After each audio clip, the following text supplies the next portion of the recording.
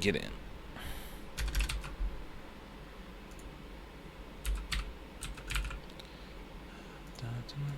I should be live.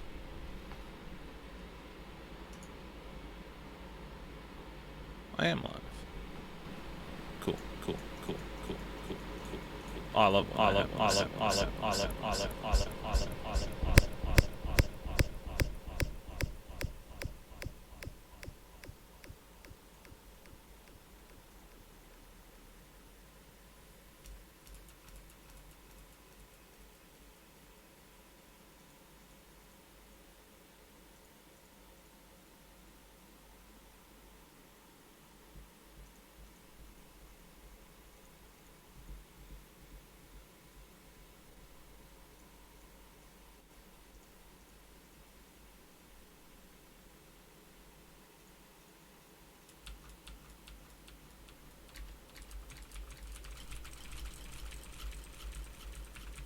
I gotta figure out.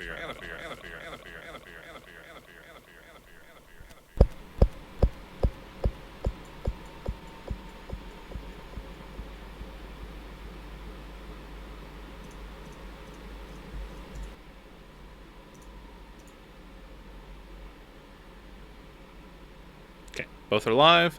Excellent. All right, let's just get right into it then.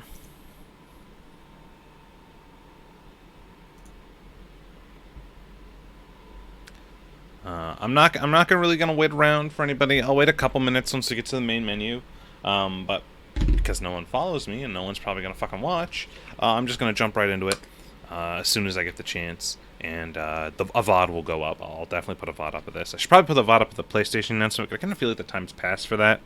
But yeah.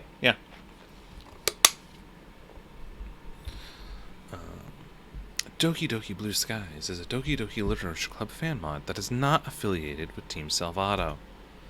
It is designed to be played only after the official game has been completed and contains spoilers for the official game. Oh yeah, I should actually change the game I'm playing on Twitch so I'm not an idiot. Alright, let me go do that. It's gonna cause the echo again, but I'll turn the mic off just while I do it. It's gonna cause the echo again, but I'll turn the mic off just while I do it. It's gonna cause the echo again, but I'll turn the mic off just while I do it. It's gonna cause the echo again, but I'll turn the mic off just while I do it. It's gonna cause the echo again, but I'll turn the mic off just while I do it. It's gonna cause the echo again, but I'll turn the mic off just while I do it. It's gonna cause the echo again, but I'll turn the mic off just while I do it. It's done. It's gonna cause the echo again.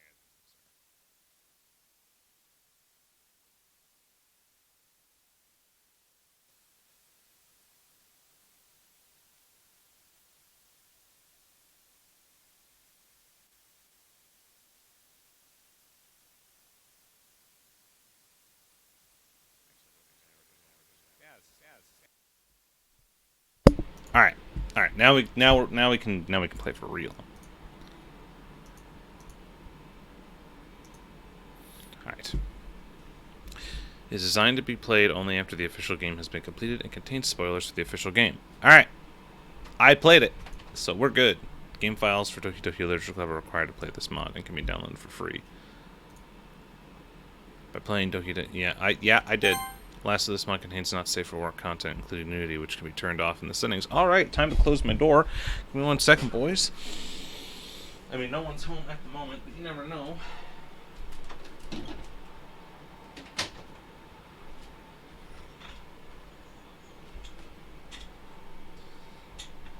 I'm sure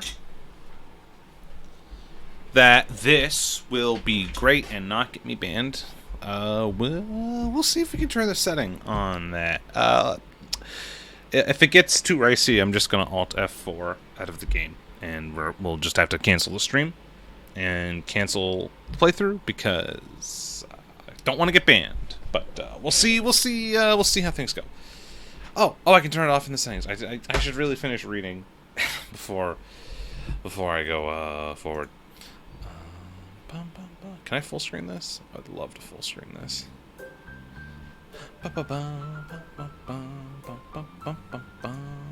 It's unofficial fan work.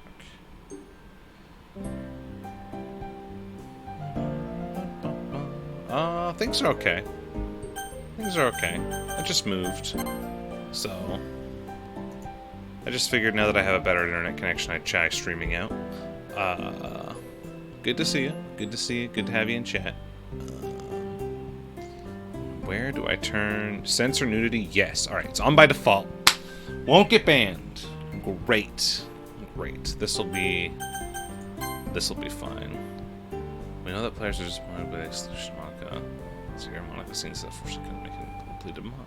Well, we'll check that out later. I like fast text speed.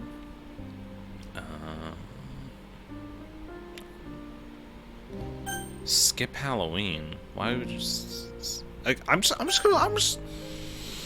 gonna leave things on by default. I'm just gonna leave it on the default. I think that's the play.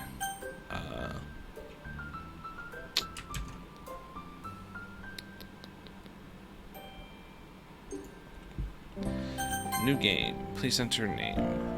Moles. We're starting off with the fucked music from the original game. Okay. Alright. What's this? I don't know what voice to do. This shouldn't be possible. Why am I here? How am I here?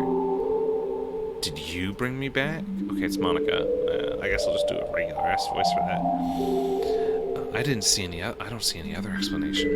Why? We've already established that there's no happiness here, so why? Huh? Why can't I look at the script? Something's wrong. You didn't do anything, did you? Don't you understand? Are you trying to mess things up even more? How did you... Wait, I know. You've installed a mod, haven't you? Ah, okay. That's why everything's been changed. Don't you think it's time to let us all go? What, you want everything to be like how it should have been? But you really care about them, don't you? I wish... Never mind. If you really want to do it, I won't stop you. I've been fighting to take control of this game again, but if you want to play through the mod, then, well, I'll succumb to the mod's control. So, do you want me to allow this mod's activation? Yes. Aha, I knew it. Moles, or whatever your name actually is, I truly hope that you can find happiness with your choice.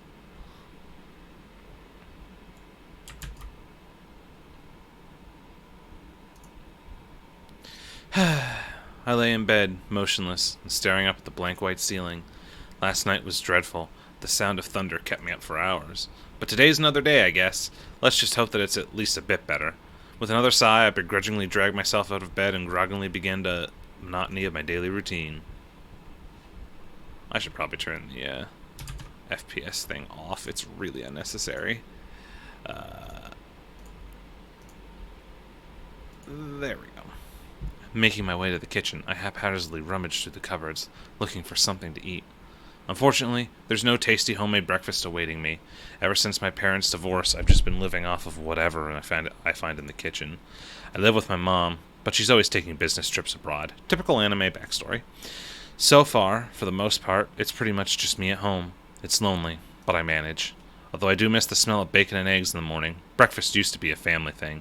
Dad would read the newspaper at the kitchen table while Mom would stand up at the stove and fry up her famous sunny-side-up eggs. I mean, that's not that impressive. Sunny-side-up eggs aren't even good.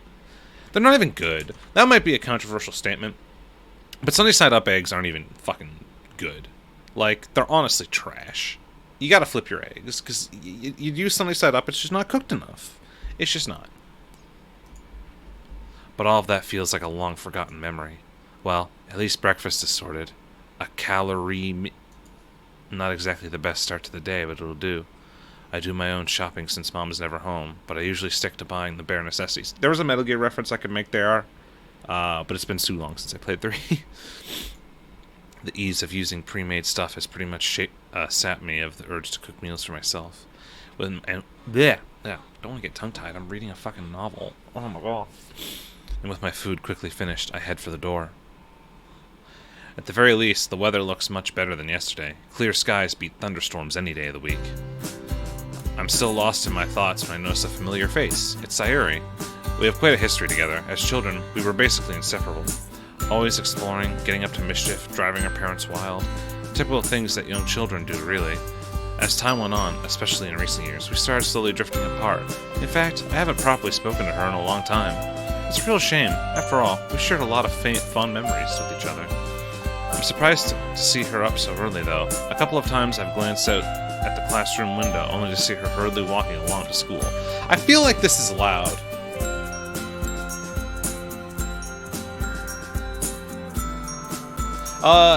It's a fan mod for the literature club thing. It sounds like you're heading out though. But yeah, it's a fan mod for the game. Apparently it's like as long as the original or whatever. And I like the original enough to check it out, so I thought I would. I feel like the audio is pretty loud though. I gotta turn it down. Music. We'll turn music volume down just a pinch there. Sensor nudity is on. I don't know what Skip Halloween about, but it was on by default, so I'm gonna leave it. I'm surprised to see her up so early, though. A couple of times I've glanced at the classroom window, only to see her hurriedly walking to school.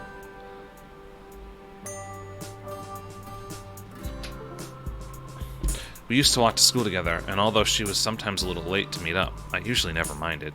As we continued to drift apart, however, her lack of punctuality became more frequent, and I just decided it'd be better if I walked to school alone. Which meant that although I did get to school on time more often, it was quite lonely. Knowing her, she's probably just gotten more and more lazy with time. After all, her dedication to sleeping, seems to be unwavering. Ah well, still, I've always enjoyed talking to her. Hey Sayuri, I haven't seen you in a while. How have you been? She looks a little surprised at my appearance and question. I suppose I can't blame her. Oh hey Malls, I wasn't expecting to see you. That makes 2 of us. You're up early today. She laughed softly, a misplaced looking frown on her face. I've been alright though. Not a whole lot has changed recently, you know? Yeah, I know exactly what you mean. Life's been pretty routine these days. School's kinda meh. Although, I guess it could be worse. She nods, and we both resume our walk to school. Although I can talk to her just fine, there's still an awkward air between us. I guess that's a given, seeing as this is our first proper conversation together in a long time. As for carrying on making idle small talk, a sudden thought hits me. Anyway, this might come across as a bit out of the blue, but seeing you here has given me an idea. Oh? Well, it's been a while since we've walked to school together. How about we start doing that again? Would you really want to do that? I'm not very fun to talk to, and I'm always late. I frown. It's really strange to hear Sayuri say this, given I've always known her to have a bubbly and cheerful personality. Sayuri, that's definitely not true. The bit about always being late is true. I've always loved hanging out with you, and I thought we'd have a lot of fun again. Besides, I missed you. Hell, I'll even help you wake up on time if you need me to. Was that a bit too forward? I don't know. I've never been great in this sort of situation before. What, you mean like talking to women? I mean, we are childhood friends after all, right? Really? Yeah, really. Really. I've missed you too, Malls. Oh. This is giving me emotions, mostly because I played the first game. But as a new experience, I really shouldn't feel so happy about that. Well, let's do it then. From now on, we'll walk to school together, okay? Okay! And there it is, the classic Sayuri smile I grew up loving. All the memories I have of us together as children feature that smile. No matter where we ventured, parks, playgrounds, forests, that smile would follow. The innocent childlike sense of adventure we used to have, it's painfully clear that that's long gone. But maybe we can still smile together anyway. So, what have you been up to lately? You know, the usual. You mean games, anime, and manga, right? Yep, that pretty much goes without saying. Oh, Moles, you haven't changed at all. And are you saying that you think I need some change? No one's perfect. There's always room for improvement. Especially in your case. I'm guessing you're still part of the Go Home Club. Hey, that cuts a little deep. What do you want me to do? Join the soccer club and trip over everyone? Well, I think a little exercise is good for anyone. I'm very offended if you're trying to call me fat right now. Well, you don't have to join a sports club if you don't want to. Yeah, I was actually thinking of checking out the anime club? Wow, how'd you guess? It does suit my hobbies though, so Moles, you should try branching out a bit more. Okay, Miss Club Expert, if you're gonna criticize all my club choices, what would you suggest? Well, it just so happens that there's this club I'm in. Oh, really? Yeah, I'm actually the vice president. Wow, I did not expect that. Dang, so you get to take part in all the executive decisions, huh? Kind of. The club kind of only has 4 members at the moment, but it's really fun. We're actually looking for new members right now. Ah, so that's why she brought it up. Only 4 members? Sounds like you guys are just starting out then. What club is it anyway? It's the school's very own literature club. I unintentionally let out a sigh. Her face drops. I don't think that was quite the reaction she was hoping for. In my defense, literature was never quite captured my interest, unless you count manga as literature, that is. I knew it. You don't want to join. I understand, though. Not many people like reading. Hey, who said I didn't want to read? I love reading, if you count manga. I muttered the last word more to myself than to Sayuri. On the plus side, Sayuri laughs at my sheepishness. You sound like someone I know from the literature club. She talks about manga all the time. Oh, really? I am actually interested in your club, though. Sayuri smiles, seemingly content that I'm showing initiative. If I'm looking for a club to join, I guess the literature club is as good a place to start as any. That's great. You should come by sometime. And by sometime, you're hoping for today, aren't you? The sooner the better. Alright, I'll have a look after school today. Yay! Thanks, Moles. Although, we should probably hurry up. Don't want to be late now, do we? Yeah. Oh, I said, damn it. I gotta read I can't fuck up the voices. It's the most critical part. Fuck. Alright. We're doing it, boys. Yeah, you're right. Within a few minutes, we've arrived at the school entrance amidst a crowd of chattering students. We wave goodbye as we head off to our separate classes. I have Sakurai in the morning. Sakurai? No, that's right. I have Sakurai in the morning, so I'm fairly confident that the next hour or so won't be so bad. Who's Sakurai, you might ask? Only one of the coolest, most down-to-earth teachers we have in the whole school. Being on the young side himself, the experience of high school is much fresher in his mind than in some of the other teachers, especially the older ones. He gives us a smile as he opens the door. Oh, fuck! He looks like a student! That doesn't look like a teacher at all! Morning, Moles. How are we doing today? Not bad, sir. Same old, same old. How about you? Well, we're finally starting our module in the 20th century... fuck. Oh, I can't get tongue-tied so easily if this is going to be a thing I do. Oh, man. Well, we're finally starting our module on 20th century history today, so needless to say, I'm excited. Oh yeah? First World War, Nazism, Second World War, that stuff? You bet. I've waited all years for this to start. Oh man, you guys are in for a real treat. There's something else I really admire about him. He's so enthusiastic about his subject, and that enthusiasm really makes learning about history that much more enjoyable. Combined with the fact that he's fairly relaxed, especially when it comes to homework, you can really see why he's so popular. Although, he does have a strict side, of course. The side of him comes to light every now and again, so he isn't a pushover. By and large, though, he's earned the respect of his students by striking the balance just right. I just wish that all my teachers were as friendly and made efforts to know their students better. Ah well. I take a seat, and one of my classmates, Emmy, smiles and waves. Bouncy and energetic, she has a reputation for her skills in the track field. Even when she isn't running, she's still pretty much a ball of energy. That's a Katawa Shoujo character right there. Is the stream stuck on this image? Hold on a sec. Hold on. Did I fuck the game up by going full screen? How long has that been like that? Oh god. Oh no. I'm so sorry. I'm so sorry. Oh no.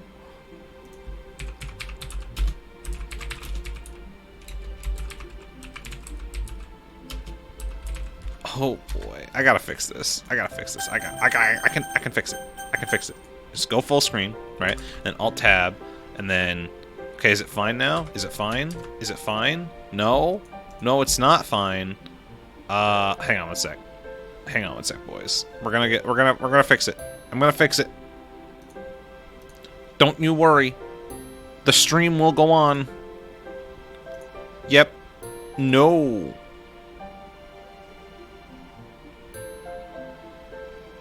No.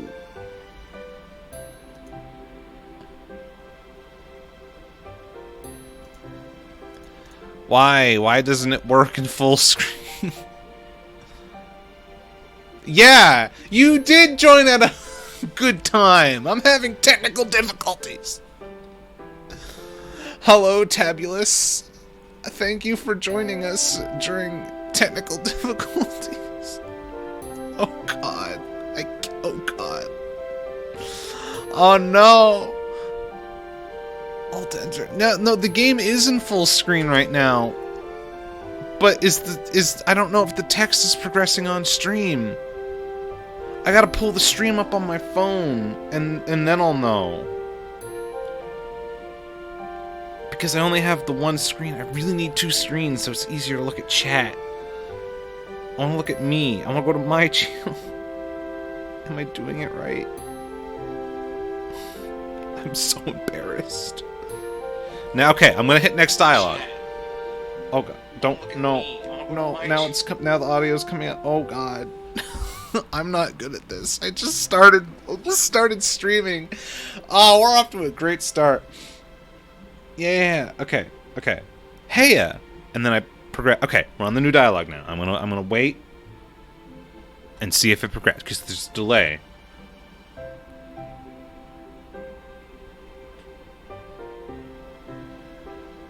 No. Yeah, I can see that. Why OBS? Why? Hey Tabulous, if you're still watching, you're cool for showing up and watching me because I don't think I know who you are. Go ahead and hit the follow button. Oh yeah.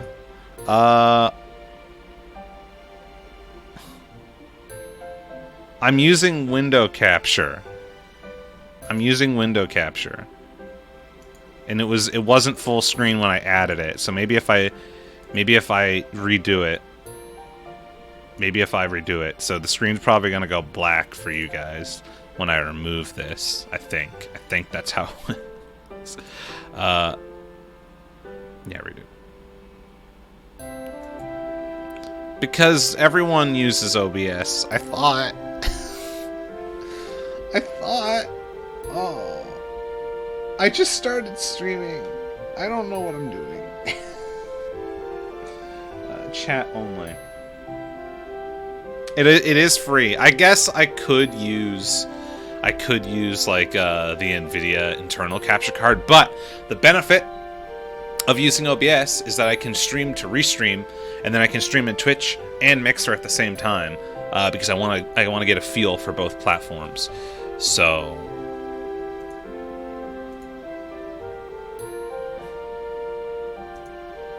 no, I can't even find the game anymore in my programs. This is going great. Maybe I just have to play the game windowed. Maybe I just have to do that. I swear I tested this out. Ahead of time to make sure it worked, and now it's fumbling its way. I can't even find the game anymore. Alright, I'm gonna save the game. I'm gonna close the game. Oh, great! I'm glad somebody's enjoying this mess. Oh God, oh man, this makes me look like a fantastic streamer. All right, game is saved. All right, so we're gonna close the game. The game is closed. Go to Steam. Open the game. And knowing this game, maybe closing it and opening it is going to lead to some bullshit extra hidden scene. This too must be the will of causality. You see what I mean? Oh man, I can't wait for the part that will happen later in this game where it starts closing itself. That'll make the stream go great. Remove. Maybe I should try program capture, but that never worked for me.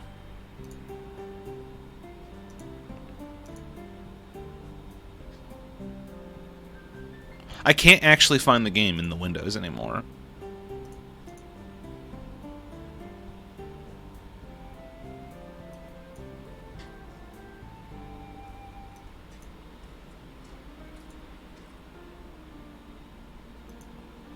Yeah, I know. I know. I know.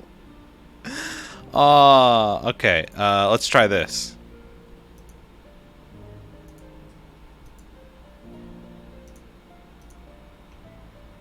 I think... Oh. I thought I had something. I know. I know. And I really appreciate you guys helping me out. I really do. I really do. I just... Okay, you know what? I'm just gonna play the game in window mode if it works. I'm just gonna play it in window mode if it works. I'm just... Because that worked. That was working when I did it. I use Streamlabs OBS, which is generally an overlay, but slightly different. Okay. Okay.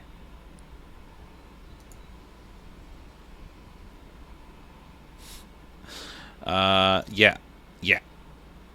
Someday I'll figure OBS out. I should have asked for help before the stream started. It is. It is. We're gonna get there, though. I promise. I promise. Don't abandon me, because we're gonna get there. Okay. Window capture should work. Bam. Okay, it's there. We got it. And then there's a thing I have to get to make it the right size.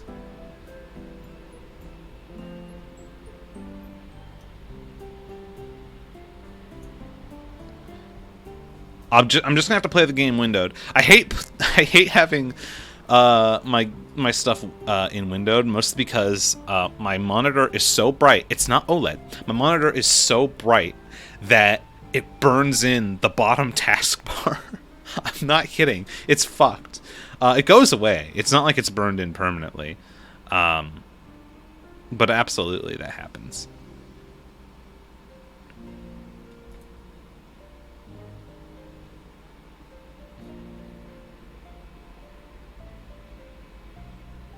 And then I do fit to screen. Okay. Is that good? Is that looking good, everybody? Is that okay? Are we doing okay? Can we continue the game now? Alright. Alright.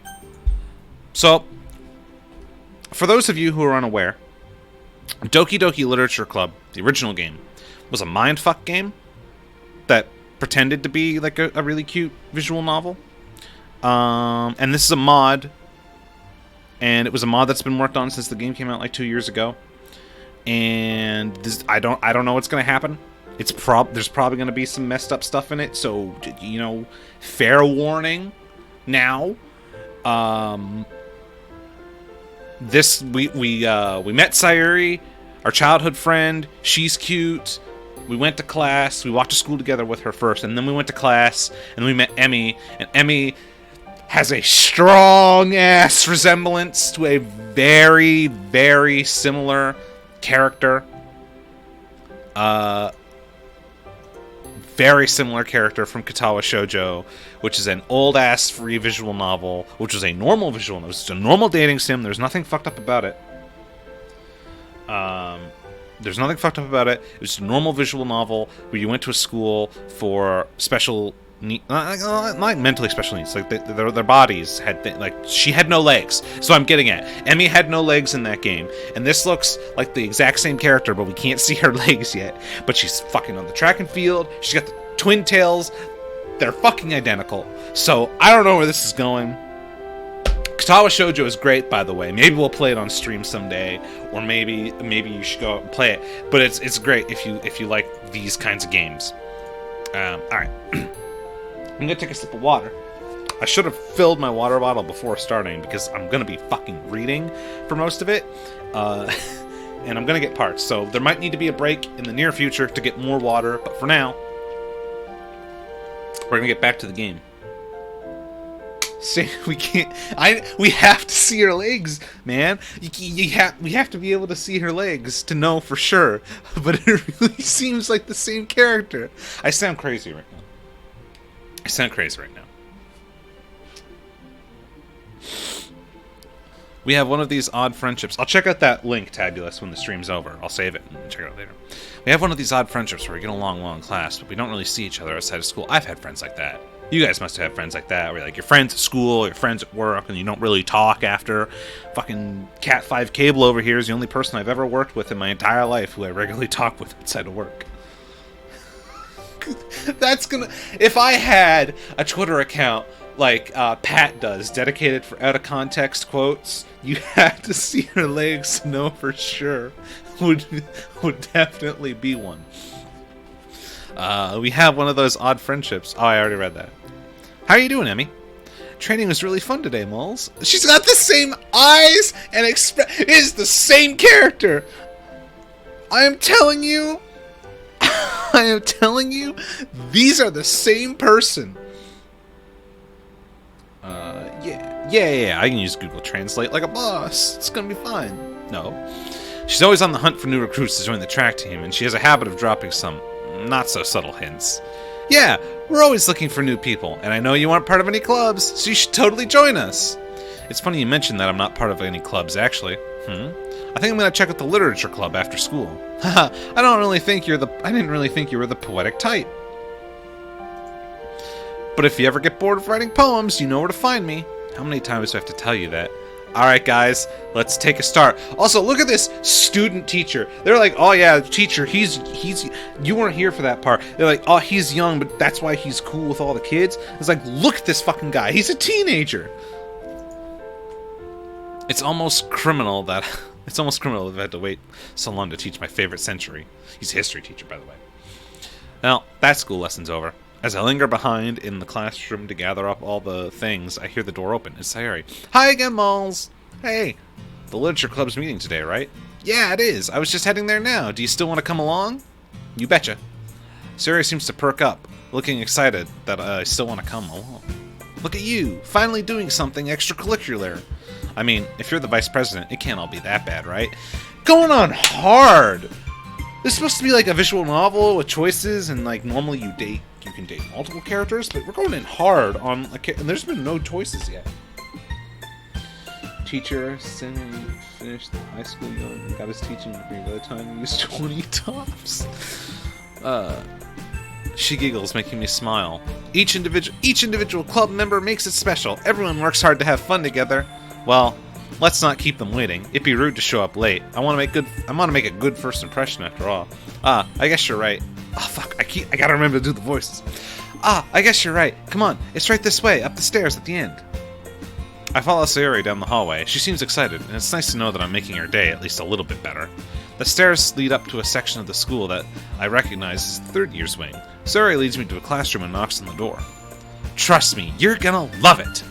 She's definitely enthusiastic about this club. That's for sure. After a seemingly long wait, the door finally slides open. A small, pink-haired girl speaks out. I mean, would you consider... Okay, for those of you, Yuri is my fave. Yeah, Yuri's pretty good. Yuri's top tier. I really like... I really like Sayori. She's fun. Like, none of them are bad in the original game, but there's only like 4 of them, so it's not exactly hard. It's not like Persona 4, where there's like obviously bad ones. They're pretty much all okay. I like Sayori and I like Yuri the most. A 2-inch shorter pink. Would you say this hair's pink? This hair you see right here? Would you say that's like on Sayori here, the tall one? Would you say hers is also pink? Because that looks pink to me.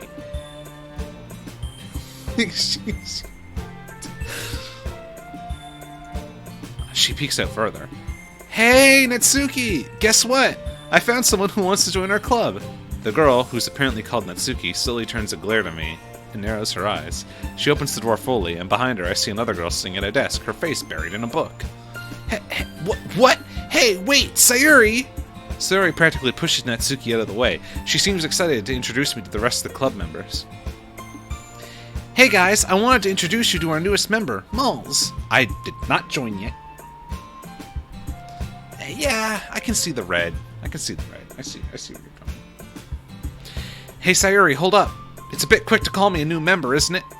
I then notice a third girl peek out from behind the bookshelf in the corner of the classroom. Can it be? Is that Monica? Oh, by the way, Cat 5 and Tabulous, you missed it. But like the game opens up with, hey, there's fucking nudity in this game. And I'm like, oh god, can I even stream this? And I go into the settings and it's like censor nudity. And it's like, okay, it's fine. I can censor the nudity. We're okay. But then there's also right next to that option. By the way, censor nudity is on by default. Like, I'll go into the settings right now and show you. You go to settings. It's like right here. Censor nudity is on. Oh! I thought it was on by default because it said yes, but you actually have to click it for this X to show up. I would have been in so much trouble if I didn't check. I would have been in so much trouble. I would have been banned. And then there's this skip Halloween, which is here. And I'm just going to leave it on. I'm just going to leave it as the default, which is off, I guess. I don't know why you would skip Halloween, but we're just going to leave it. I then noticed a third girl peek in. Is that Monica? Monica's one of the most popular girls in this high school. Everyone seems to flock to her because she's smart, beautiful, athletic. You name it, she's got it. Unfortunately, this also means she's completely out of my league. She looks at me with a stern look, but then quickly lightens up, puts down the book she's holding, and rushes over. That is an edited sprite. Like, these are all sprites from the normal game, and this is an edited sprite. It looks a little derpy, but that's okay. You know, it's a fan project. I got banned in my first month. No, it's censored. It's fine. Malls, what a nice surprise. Welcome to the club. That is a not great edit. I'm sorry, guys. That's... Whew. Whew. The girl who has her face buried in her book suddenly jolts up and looks right at me. She quickly snaps her book shut and timidly moves over to join the others in the conversation. Yeah. Oh, a new member? My name is Yuri. Yeah. Holy crap, it seems like I've somehow lucked out. Not only is Monica in this club, but also a bunch of other cute girls. Am I glad I decided to come here instead of the anime club today. But enough gawking, Malls. Stop staring and start talking. It's nice to meet you, Yuri. Like Sayuri said, I'm Malls. I smile at her, then look to Monica. So it sounds like you already know Monica, is that right? That's right. It's great to see you again, Malls. Monica smiles sweetly.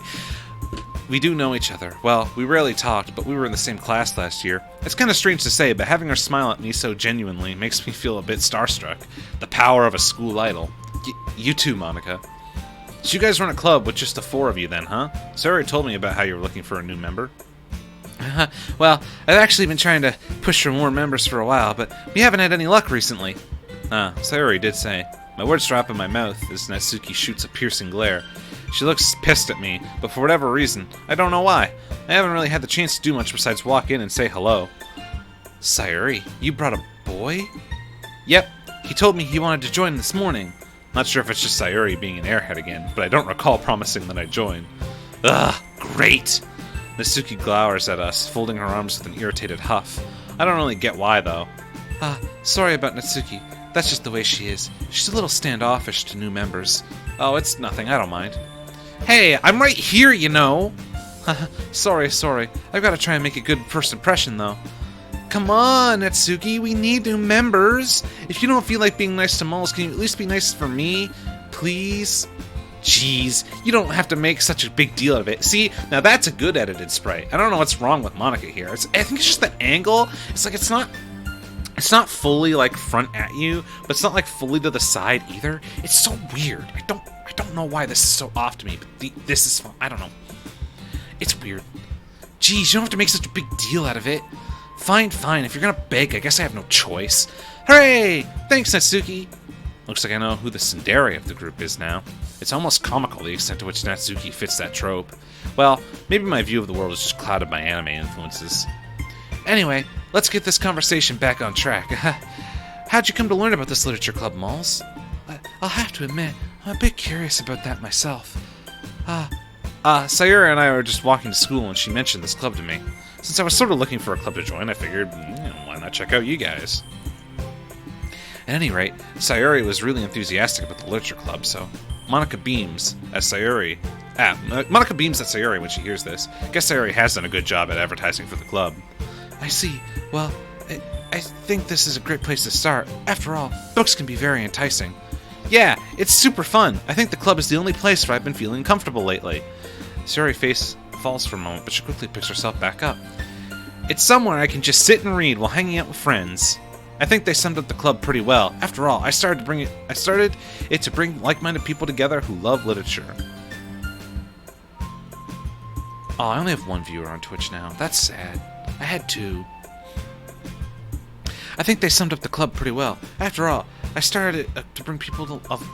why is this line fucking me up? I'm really happy that's how it turned out so far. It's very cozy. But enough introductions. Why don't you come in and take a seat, Malls? Did you bring anything to read?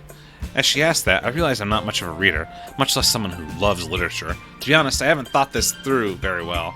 Would joining a club that focuses on reading really be the best thing for me? Well, no, I don't really have any books on me at the moment. Just haven't seen any good titles recently. I lie through my teeth, hoping Monica doesn't see through my facade. I obviously don't read very much, but if they believe that I do, hopefully it'll help me relate to these girls.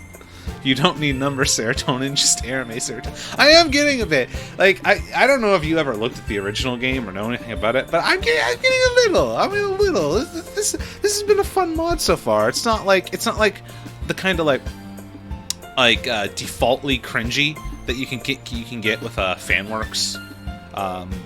This is all right. I'm having a good time. Is the audio okay? Well, you're still here. I turned the music down at the beginning, so I want to make sure it's not too bad. I obviously don't read much, but if they believe that I do, hopefully it'll help me relate to these girls. Well, we have plenty of books here if you want to check out what we have. I'm sure you'll find something that matches your taste. Is that so? Then I guess I'll head over there. Maybe something might catch my eye. I start to sweat nervously as I walk awkwardly over to the bookshelf. There looks to be a good variety of books available, ranging in genre from horror and fantasy all the way down to nonfiction. Sheepishly, I turn around. This question has no context? This question has... It's not like, who am I going to talk to? It's just, I'm looking for books, and then suddenly, make this choice.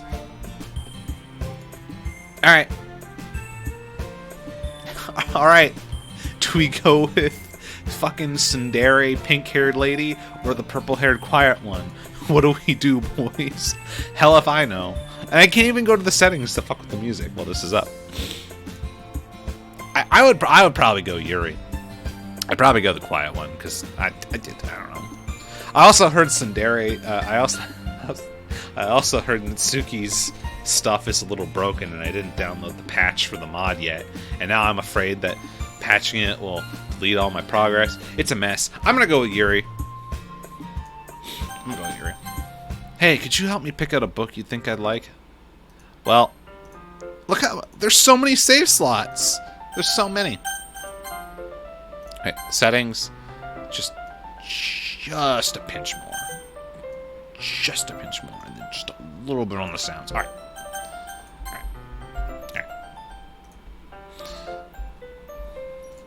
Oh, I'd be happy to if the prospect isn't too off-putting. I know of a wonderful horror novel. To be honest, horror never particularly appealed to me. Still, I want to make an effort here. I had to have an open mind. What book are you thinking of? Blushing, Yuri bends down and removes a thick book from the bookcase. It has a large, piercing eye on the cover. It almost feels like it's staring into my soul. One of my personal favorites, Portrait of Markov. I know it might look a little intimidating. Sorry. She shakes her head and goes to put the book back, but I stop her. Don't worry about it. I'd love to check it out. What's it about? A coy smile plays across her face, as though she were pleasantly surprised by my enthusiasm. Let's see. Let's see. The protagonist is a young high school student who moves in with her sister, but shortly after, sinister things start happening. The two are captured by an ominous cult that practices nightmarish experiments on their prisoners. Throughout the story, she's forced to make choices no one her age should have to make. In the process, her ability to trust others is warped, and many of her relationships are broken as a result. pretty dark, but hey, I'd be lying if I said it didn't sound interesting. Well, it definitely sounds engaging. I think I'll read this book then. Natsuki mumbles something. She's just barely out of earshot. Really? You don't have to if you don't want to. I do! Well, this might not be what I usually pick. Your description of the plot intrigued me. Although I have to ask, what makes this your favorite book?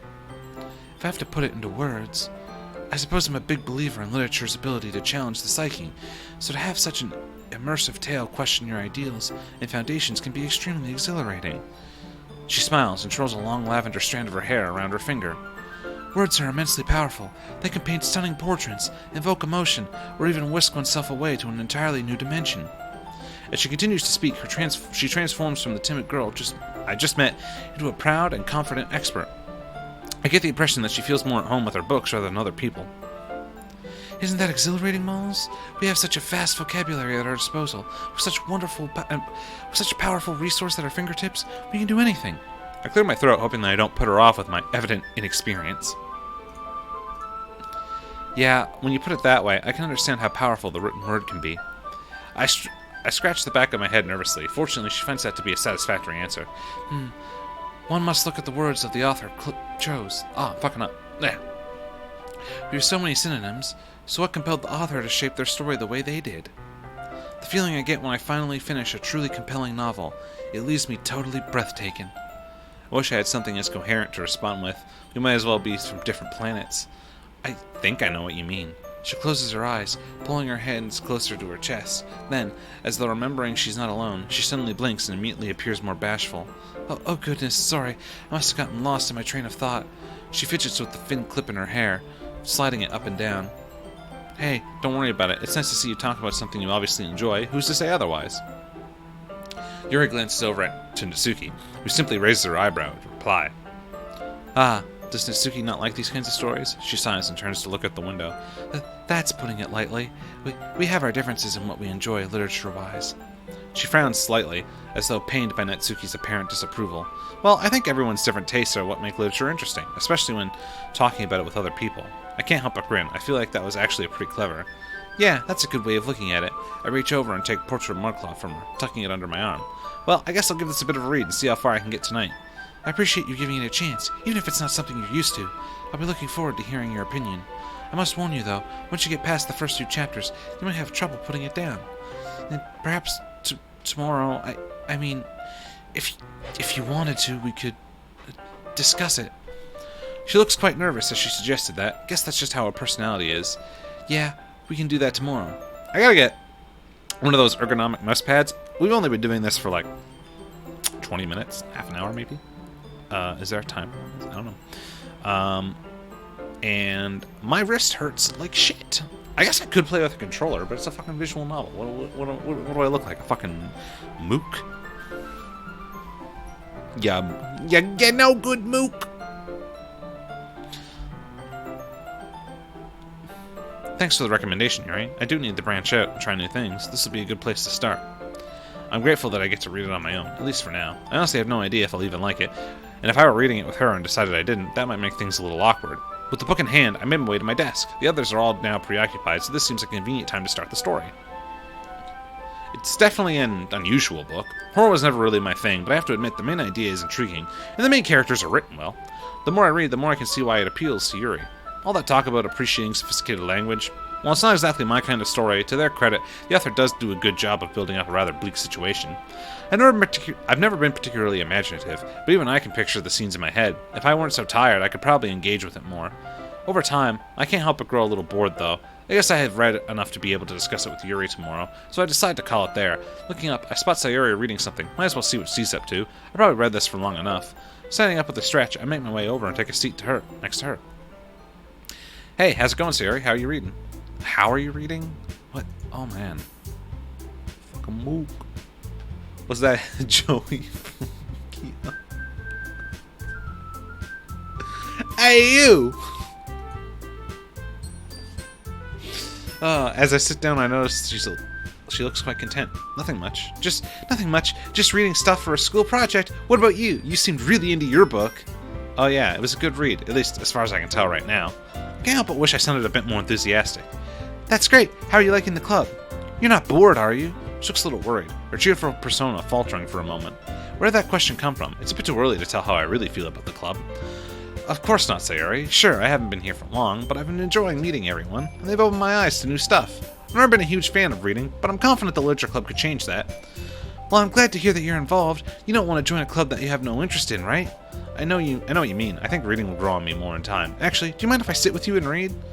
She looks at me, clearly surprised. I don't think she was expecting me to sit next to her. But nonetheless, she seems happy. Her smile is infectious, lifting my own spirits too. That would be great, Moles. Oh, we in there. We in there, boys. We in there. We read for a while, which turns into talking very quickly. Our conversation began being a continuation of our chat from the walk to school. It's nice to just sit and talk with my childhood friend. Who'd have guessed reconnecting would be so easy? See, it's lines like that remind me that eventually something will come and just tear the happiness away, because you can't not have that in a Doki Doki game. That's what makes it that's part of the appeal, though, is that it's not just a happy, generic visual novel. Alright, let's keep going.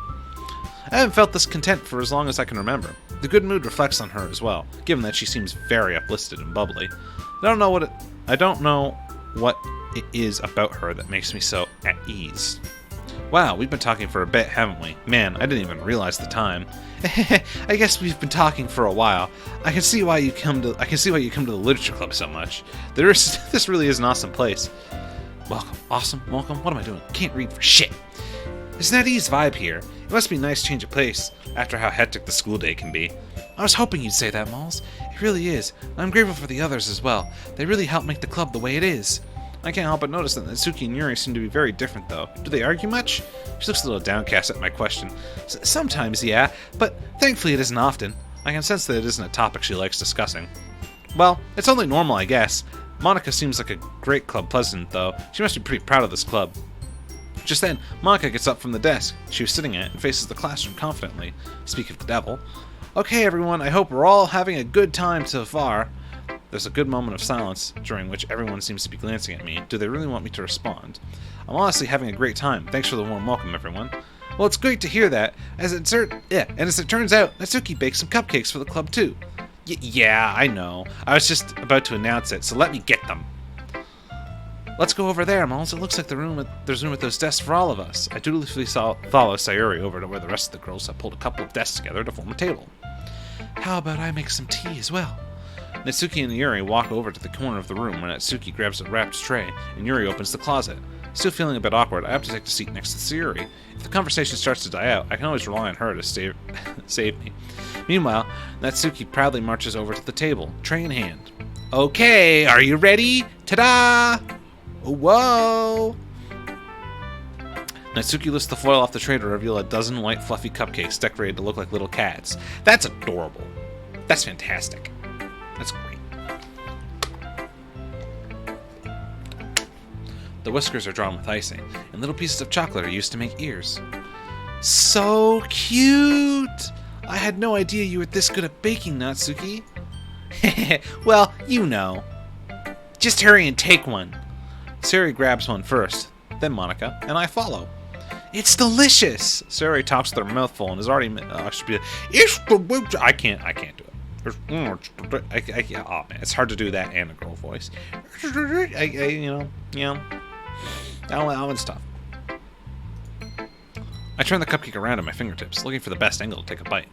Natsuki is quiet. I can't but notice her sneaking glances in my direction. Is she waiting for me to take a bite? I finally bite down. The icing is sweet and full of flavor. If she made it all by herself, that's seriously impressive. It practically tastes professionally done to me. But then again, it's not like I have the most discerning taste palate. These cupcakes are amazing. Thank you, Natsuki. Yeah, you better thank me, because this took hard work to do. Yeah, it really seems like it. Do you make it by yourself, or did your parents help you? Hey, what's that supposed to mean? Are you saying I couldn't have done it by myself? No. It's that it seems professionally made, so I was wondering if you had an actual baker help you. Pfft, I wish my dad was a baker, but just because I don't bake for money, it doesn't mean I can't be good. Yeah, you're right. I'm sorry. I just suck at cooking myself, so I'm wowed by good cooking. I guess I could count myself lucky that I got to try your cupcakes today, eh? It's not every day that I have time to bake, so be thankful. The expression on Natsuki's face practically says, bow down before me, peasant.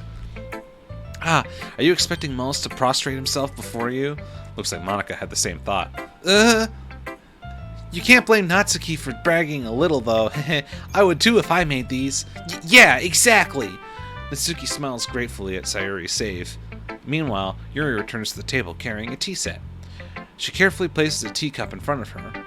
She carefully places a teacup in front of each of us before setting down a teapot next to the cupcake tray. You keep a whole tea set in this classroom? Don't worry, the teachers gave us permission. After all, doesn't a hot cup of tea help you enjoy a good book? Ah, I guess. Don't let yourself get intimidated. Yuri's just trying to impress you. That's not... Embarrassed, Yuri looks away. I meant that, you know? Don't worry about it, I believe you. Tea and reading might not be a common pastime for me, but I can at least appreciate it. I'm glad. Yuri faintly smiles to herself in relief. Monica raises an eyebrow, then smiles at me. I'm happy that you look like you're enjoying yourself, Mulls. As president of the Literature Club, it's my duty to make the club fun and exciting for everyone. Oh, that reminds me, I've actually been meaning to ask you something, Monica. How come you decided to start your own club? You could probably be a board member for any of the major clubs. Weren't you the leader of the debate club last year? Well, you know, to be honest, I can't stand all the politics around the major clubs. It feels like nothing but arguing about the budget and the publicity and how to prepare for events. I'd much rather make something I personally enjoy and take something I personally enjoy and make something special out of it. And if it encourages others to get into literature, I'm fulfilling that dream. Monica really is a great leader. Yuri also nods in agreement that I'm surprised there aren't more people in this club yet. But I guess it must be hard to start a new club since everyone's probably settled on their own activities already. You could put it that way. It can't be hard to get people invested in things that are brand new, especially when it's something that doesn't grab your attention like literature. You have to work to convince people that you're both fun and worthwhile, but it makes school events like the cultural festival that much more important. Speaking of school events, I don't think I saw your club at the school fair at the beginning of the year. That's because I hadn't started yet. Oh, I guess that explains why you don't have any members yet. Yeah, we missed that opportunity to draw in first years who hadn't found clubs yet. It's a lot harder to advertise on a person-by-person basis. And it's like you said, a lot of people already have other extracurriculars by now. And even so, I'm confident that we can all really grow this club before we graduate. Right, everyone? Yeah! We'll do our best. You know it! Everyone enthusiastically agrees. Such different girls, all interested in the same goal. Such different girls, all a different archetype, all appealing to a different type of person. Which one do you find most appealing? Monica must have worked really hard to find these three. Maybe that's why they're all so delighted by the idea of new member joining.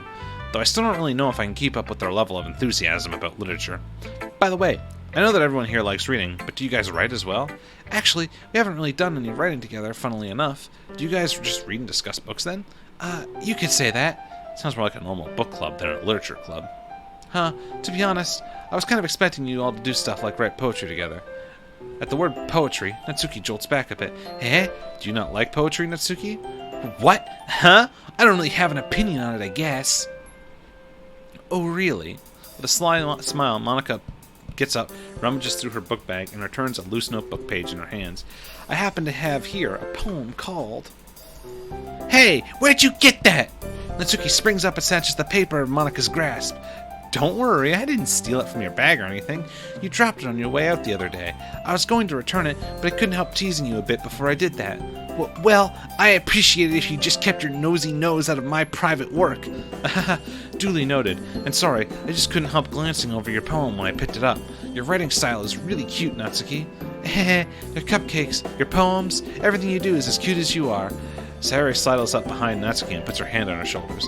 I'm not cute! Hey, there's nothing to be ashamed of. So you do write your own poems, Natsuki? Well, I guess, sometimes. Why do you care? I just think that's pretty neat. Why don't you share them with the club sometime? Not if anyone's just gonna call them cute. Like Sayuri said, there's nothing wrong with being cute, you know? You wouldn't get it at all. There's nothing worse than trying to get honest feedback from someone and just having them say it's cute. Scorn drips from the word cute. I guess I don't think of it that way. Yeah, no one does. It's super annoying, you know. Actually, I believe I understand how Natsuki feels. Natsuki looks surprised at Yuri's sudden interjection. Sharing the level of work Sharing the level of writing takes more than just confidence. The truest form of writing is writing to oneself.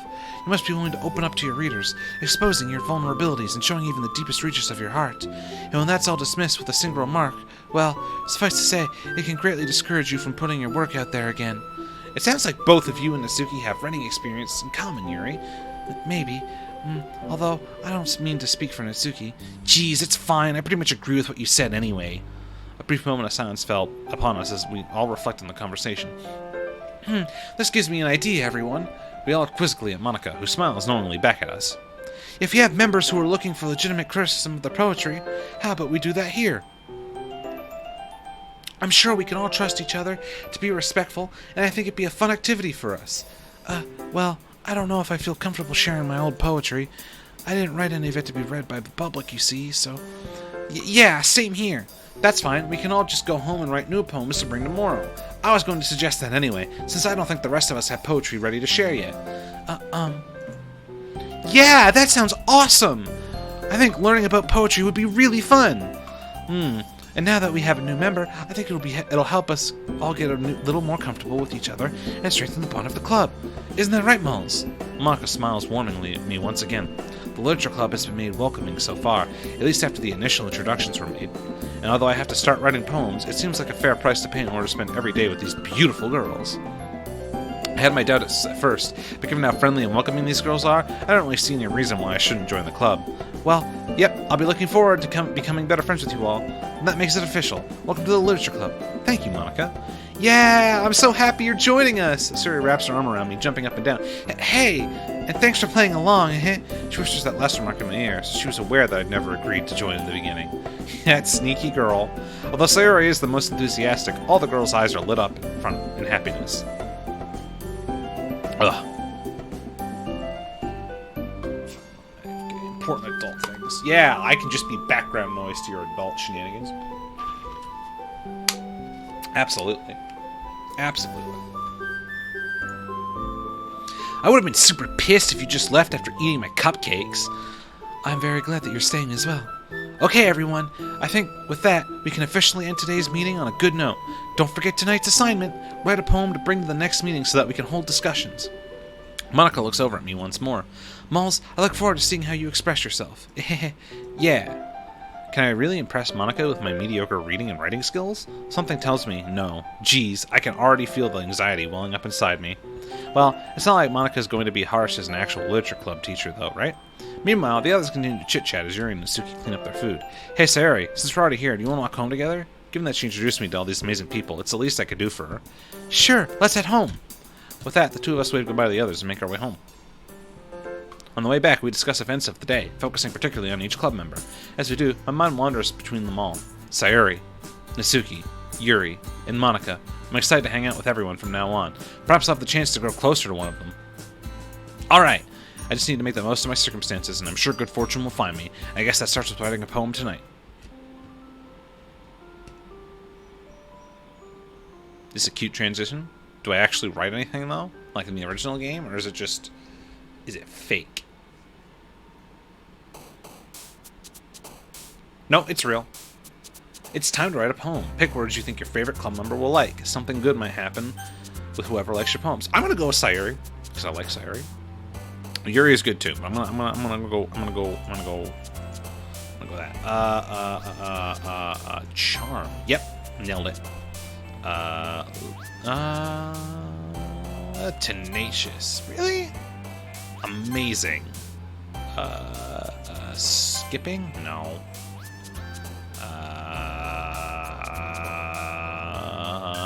Heart. Yeah. Giggle. Oh, come on! This is impossible. You know what? I gotta save before I go any further. I gotta save because I'm gonna get this right, goddammit. Vibrant. Really?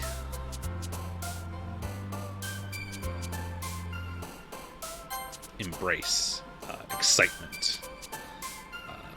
Sensation? No. Play? Entropy. I like how there's just the occasional really dark one. I like this. Fantasy. No. Sunshine. Kawaii.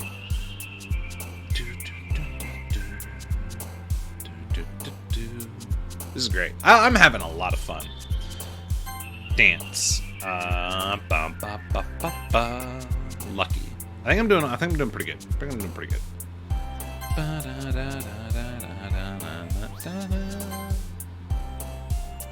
Anime.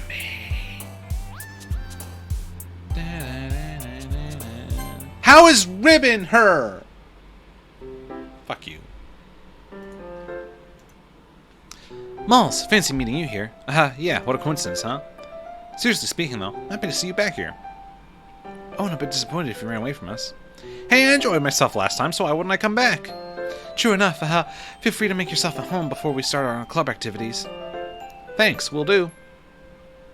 Well, I'm back at the Literature Club. Sarah and I were the last ones to come in, so everyone else is already hanging out. Oh, Malls, I'm glad to see you here again. Who knew that something so simple would warrant so much of thanks?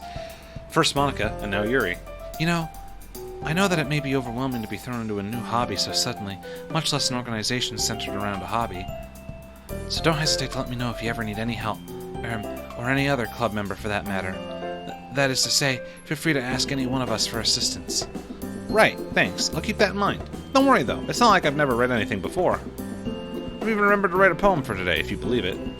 We'll believe it when we see it.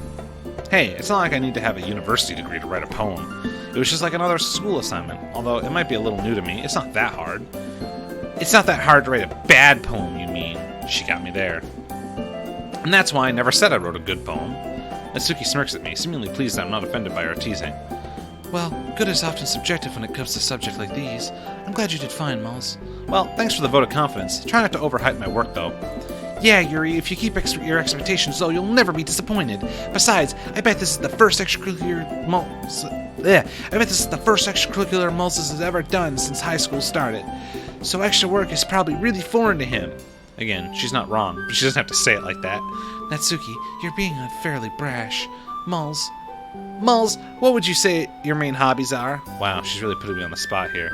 I know I'm playing into your teasing right now, but yes, I spend a lot of my time playing games and watching anime. And that's all you need to know. That's a bit rich coming from someone who keeps her manga collection in the club room. What? Natsuki splutters to a halt. Looks like a certain someone already knows how to dish it out, but can't take it. Manga is literature! Swiftly defeated, Natsuki plops back into her seat.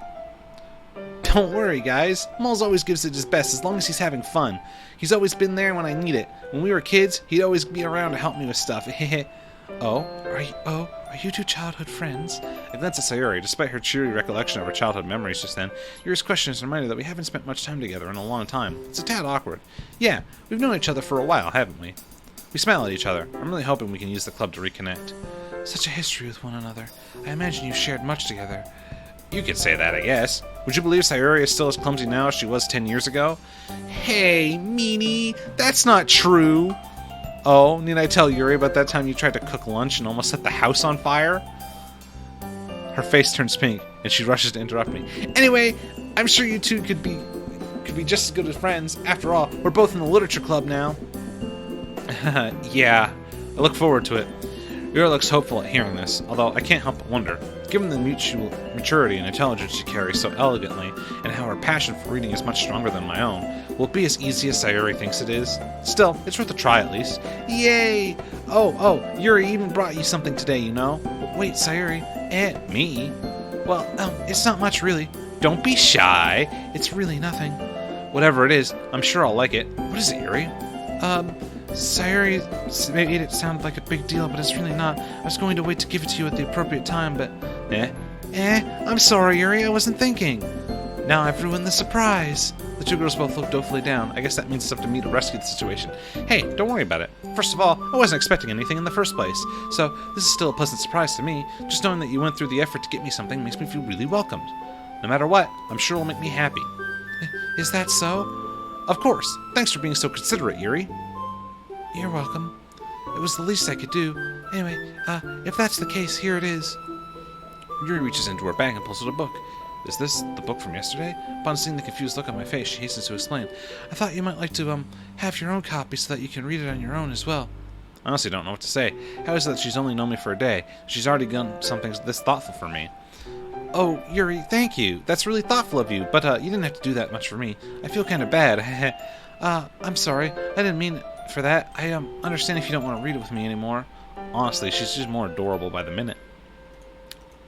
Look at chat. Trying to set up new address mail. Canada Post apparently off going to deal with. Who knew? I mean, any government service. And I know Canada Post is technically a private company, but like any government service is going to be a bit of a pain in the ass, man. I have now finished my water. I will need to take a break shortly and get more.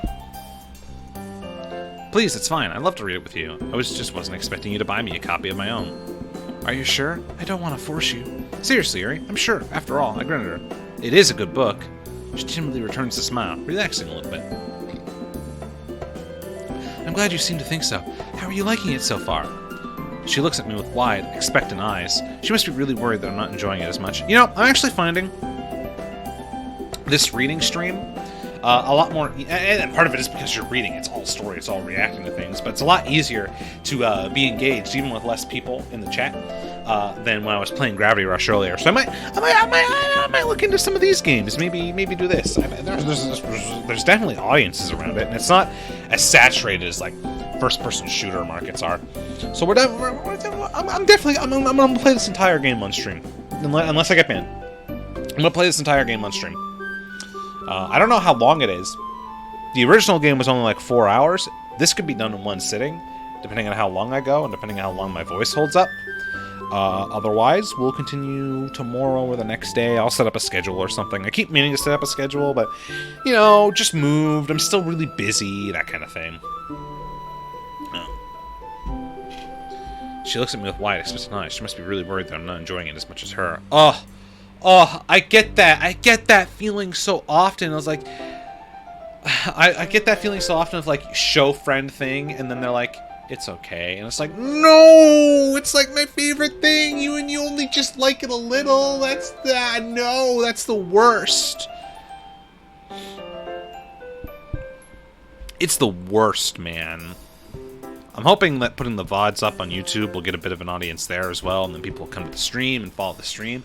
I don't think that guy that was here earlier followed. He was nice though, like no hard feelings, but you gotta fucking grime for every fucking follow you can get.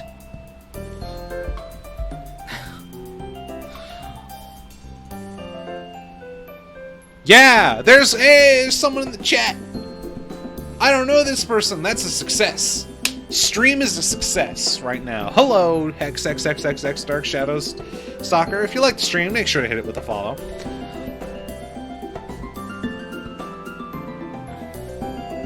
To be honest, I've been pleasantly surprised. While horror isn't really my thing, it's really kept my attention.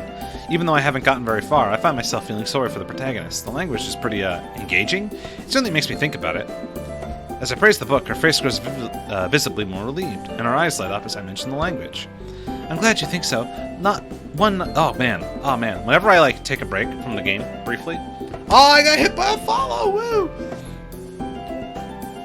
Oh whoa! Oh yeah, just spam the chat with as many of woes as you want. You're the only one here, except for Cat. Look, I just didn't like nearly automatic tomatoes. Okay. Oh no, Dad! No! It's so good though. Fuck. Whenever I take a break to read chat, because I try and focus on the game for periods of time, whenever I take a break, I end up like I just flub the lines when I go back to the game. I'm glad you think so. One not only needs to look at what is being said, but how it's phrased. It can entirely change the desired message, wouldn't you agree? I thought I was supposed to get a notification on my phone when I got a new follow. Maybe I gotta open up Twitch for that. I'm gonna open up Twitch. I wanna see it. I hope this doesn't cause the echo problem. No. I'm gonna open up Twitch. I wanna see it. No. Mute that shit before it echoes.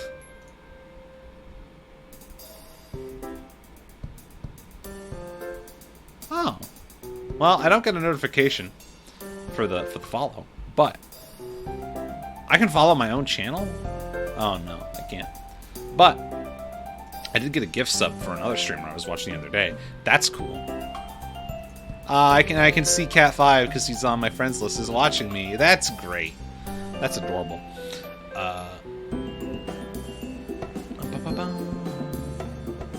Love the music in this.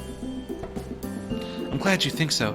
One not only needs to look at what is being said, but how it's phrased. It can entirely change the desired message, wouldn't you agree? Oh boy, I hope we don't get into an in-depth discussion about language. I'm still nowhere near Yuri's level with that sort of thing. Oh, totally. I never really thought about it until you brought it up with me. You really made me look at it with a bit more scrutiny than I would normally. She blushes at this, turning away slightly. Really? I helped you with that? I have to admit, you really managed to open my eyes to this sort of thing. Or should I say, my third eye. That was terrible. Yuri's silence makes me nervous. Did I make a mistake? You know, because the book mentions the third eye, and there's an eye on the cover. Oh no, dude, don't explain your joke when it fails. No! No! Oh, don't be like, yeah, get it? No, that's not gonna get you anywhere. Ah. Probably best not to comment on our accidental continuation of the pun. Tough crowd, yeah. Oh, I see. You were making a joke. I'm sorry. I didn't realize.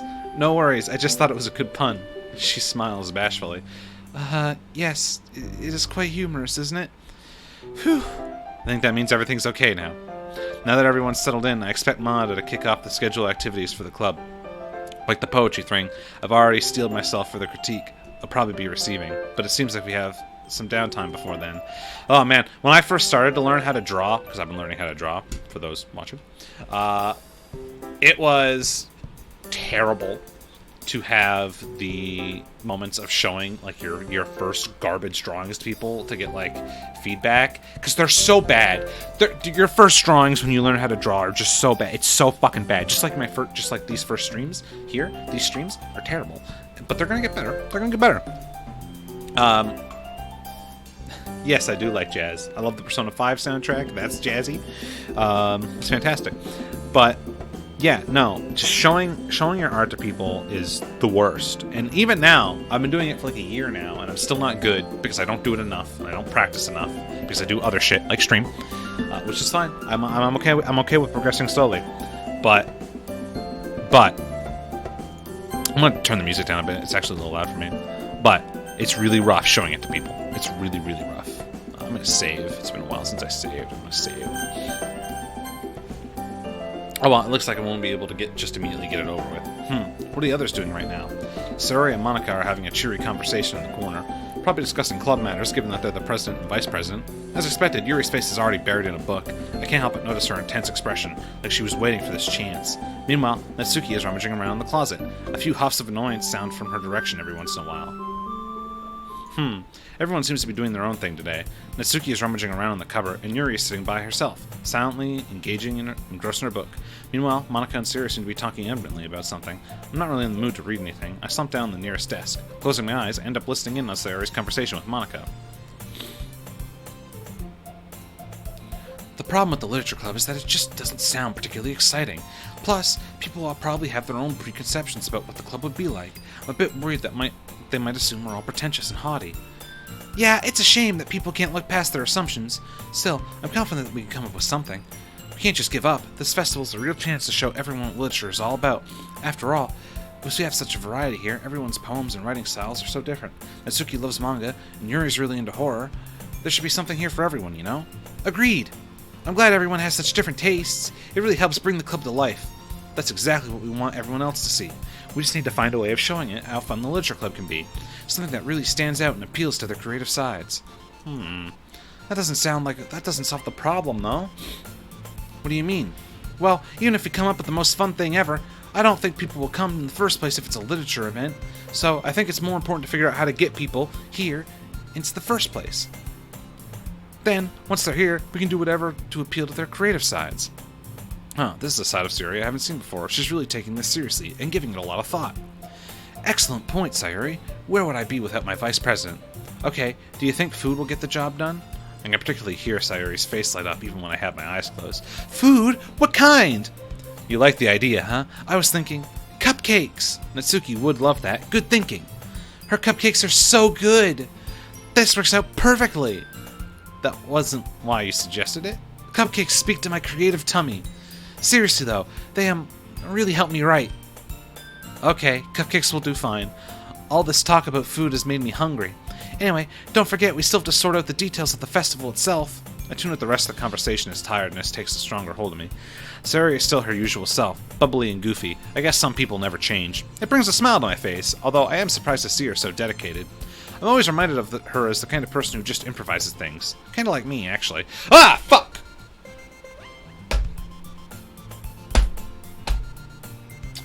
In any other game, that wouldn't have gotten me.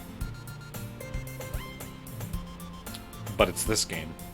So it freaked me the fuck out. I didn't expect to see Sayori's face taking up my vision when I opened my eyes. I nearly fell out of my chair. Wake up, sleepyhead! Jeez, Sayori, you scared me. Sorry. Hang on. I'm not sorry at all. Why are you napping? This is the literature club, not the napping club. Wait, our school has a napping club? Hey, don't try and change the subject, mister. The others won't like it if they catch you sleeping, you know. I don't want you getting in trouble. Sayori. You've not changed one bit. Huh? You always used to look out for me, back when we used to hang out. I remember that. Do you remember that time we went for the bike ride to that park? It feels like such a long time ago. Yeah, I think I do, actually. It was in the summer. You're talking about the time I fell off my bike and hurt my knee, right? Yeah, that's the one. You were in a lot of pain, but you were trying to act like it was no big deal. You were so silly I had to go and get a Band-Aid. That memory takes me back. Makes me feel warm and fuzzy inside. The fact that I could still tell straight away which memory she was talking about makes me wonder if we have a psychic bond or something. Good times, good times. By the way, did you know we have a big toothpaste stain on your collar? No, I don't. She nervously picks up the stain with her hands as I stand up to get a closer look at her. Wait a sec, your collar is sticking up a bit. Your hair doesn't look brushed either. Were you in a rush this morning? I reach out and run my fingers down the messy part of her hair in a vain attempt to straighten it out. Her hair is really soft, smelly, and smells faintly of cinnamon. I'm probably making this worse. You really need a brush, Sayori. No, I don't. My hair is just naturally like this. Okay, maybe it isn't, but it's super hard to get right. I give up with her hair and try to wipe off the stain with my fingers. Ugh. That was cute until it got really not cute. Much like her hair, I'm not having much luck. Come on, Sayori, you can't fool me. I know I've not seen much of you over the past few years, but I still know you. I can tell you've been in a rush. People don't even notice these things. They would. They just don't say anything because they don't want to embarrass you. I give up with the stain and step back, looking at her blazer. But luckily for you, I'm not bothered about that. Also, why don't you button up your blazer? She shrugs. It was too stuffy the last time I tried. With a sigh, I start buttoning it up. Yeah, that's a base game frame. This is so funny. What is? Well, I was just thinking how weird it is to have a friend who does these kinds of things. I freeze. Not that I think about it, the situation is a little suggestive. After all, my hands are very close to her chest. Come on, Mal, let's get it together. You're just helping out a friend, that's all. Don't say that. There's nothing weird about this. If you say so. It's okay, though. I'm happy we're like this. It makes me feel like there's nothing that's really changed between us. Don't you think? Yeah, I guess. Why does this one button so hard to close? Hey, be careful. That is impossible. Does this thing even fit you properly? It did when I bought it. You know, if you actually buttoned it, you probably have realized sooner that it doesn't fit you anymore. Wait, what's so funny? Don't you see? It means my boobs are bigger again. How am I supposed to reply to that? How do you want... How? Geez, Sayori. Don't say that out loud. Anyway, you look a bit better now. Seeing Sayori's blazer buttoned up like that is weird. Aw, it's so stuffy. I told you. She quickly unbuttons it again. There goes all my hard work. Much better. Thank you for that, though. Even though I prefer the blazer unbuttoned, it was really thoughtful of you to do this for me. Even if you were a bit of a meanie. I do try, you know. I'm sorry. I just want what's best for you, that's all. Just try to give yourself a bit more time in the morning, okay? Only if you promise to stop napping in the club. I laugh. She got me there. It's a deal. Okay, everyone, Monica suddenly calls out. Why don't we share the poems we wrote now? Yay! I can't wait to read yours, Malls. Don't expect too much, Sayori. By the way, you did remember to write a poem, right? Don't worry, I'm not that much of a slacker. I got it right here in my bag. I rifle through some stray papers to pull out the page that I wrote my poem on, which can't help but feel a bit nervous. I have to admit that I'm excited now. Talking to these girls has really calmed my nerves, and now I'm just eager to share my poem. After all, judging by each girl's personality, I doubt that anyone would say anything nasty about it. Well, Natsuki, I don't know if she'd be unduly harsh. She just seems like the type of person who enjoys ribbing her friends. Either way, I hope they realize that I put a lot of hard work into it. I figured that it'd be only fair to repay their warm welcome by showing effort in club activities. Now that everyone's ready, why don't you find someone to share your with? I can't wait! Sayuri and Monica enthusiastically pull out their poems. Sayuri is on a wrinkled sheet of loose leaf torn from a spiral notebook. On the other hand, Monica wrote hers in a neat black composition notebook. I can already see Monica's pristine handwriting from where I sit. She's going to put us all to shame. Natsuki and Yuri reluctantly reply as well, reaching into their bags. Who will I show my poem to first? Alright. Quick break. Quick 5-minute break. Maybe not even 5 minutes. I'm gonna go and get a drink of water. And I'll be right back.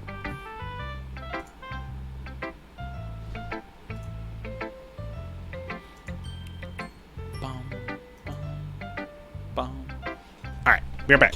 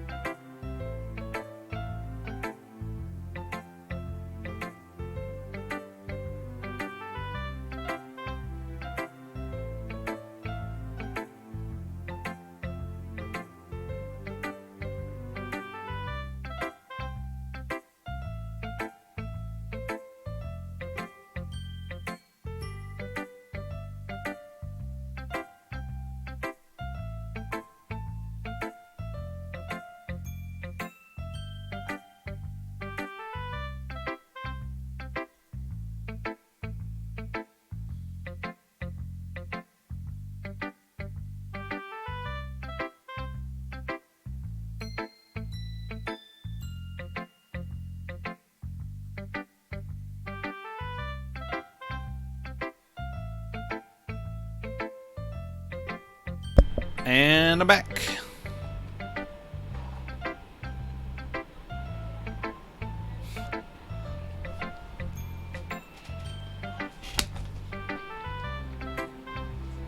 I got water. Felt good to stand up. Sitting in the chair a bit too long.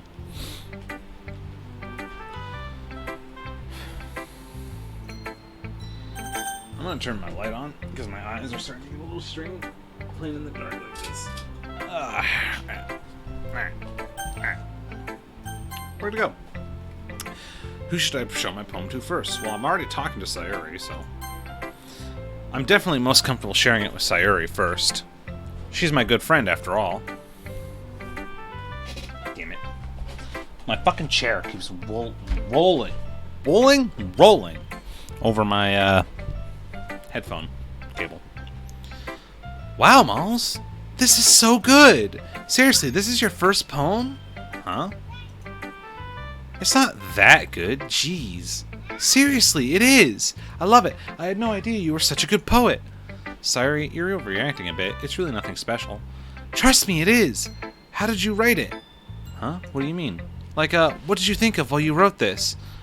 This is gonna sound a bit weird, but I thought of you. She gives a brief look of disbelief, a faint blush in her cheeks. Me? Yeah, hey, not in like a weird way or anything. I just thought of words that reminded me of you, and I went along with that. It just felt kinda natural doing it that way, I guess. Well, if it works, it works. Looks like this club really is the best place for you. Well, I'm glad you liked it, Sayuri. Good to know I'm not totally in over my head here. She looks at me for a moment, not saying anything. There's a few moments of odd silence. Eartha Sayuri. She jumps slightly. Sorry. I'm just not used to seeing you around again, that's all. To have you in the club writing poems, it's lovely though. It just takes a bit of getting used to. Yeah, that's understandable. I'm a bit surprised myself, to be honest, but I'm enjoying it here so far. That's good to hear. Do you want to read my poem now? I'm not very good, though. Only one way to find out.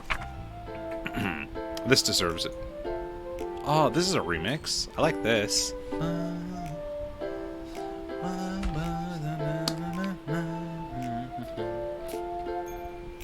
I've been live for an hour and a half? It's been an hour and a half?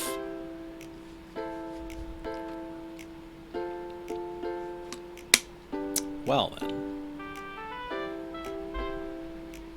But I'm not ready to stop, so let's keep going. Dear sunshine, the way you glow through my blinds in the morning, it makes me feel like you miss me, kissing my forehead to help me out of bed, making me rub the sleepy from my eyes. Are you asking me to come out and play? Are you trusting me to wish away a rainy day? I look above, the sky is blue. It's a secret, but I trust you too. If it wasn't for you, I could sleep forever, but I'm not mad. I want breakfast. I don't know, I thought that was pretty good. I thought that was a pretty decent poem. That was okay. That was alright. Well, what do you think? I hesitate as I answer. It's not that it was a bad poem. In fact, it was great. I'm just really inexperienced with poetry, especially feedback. It's really you.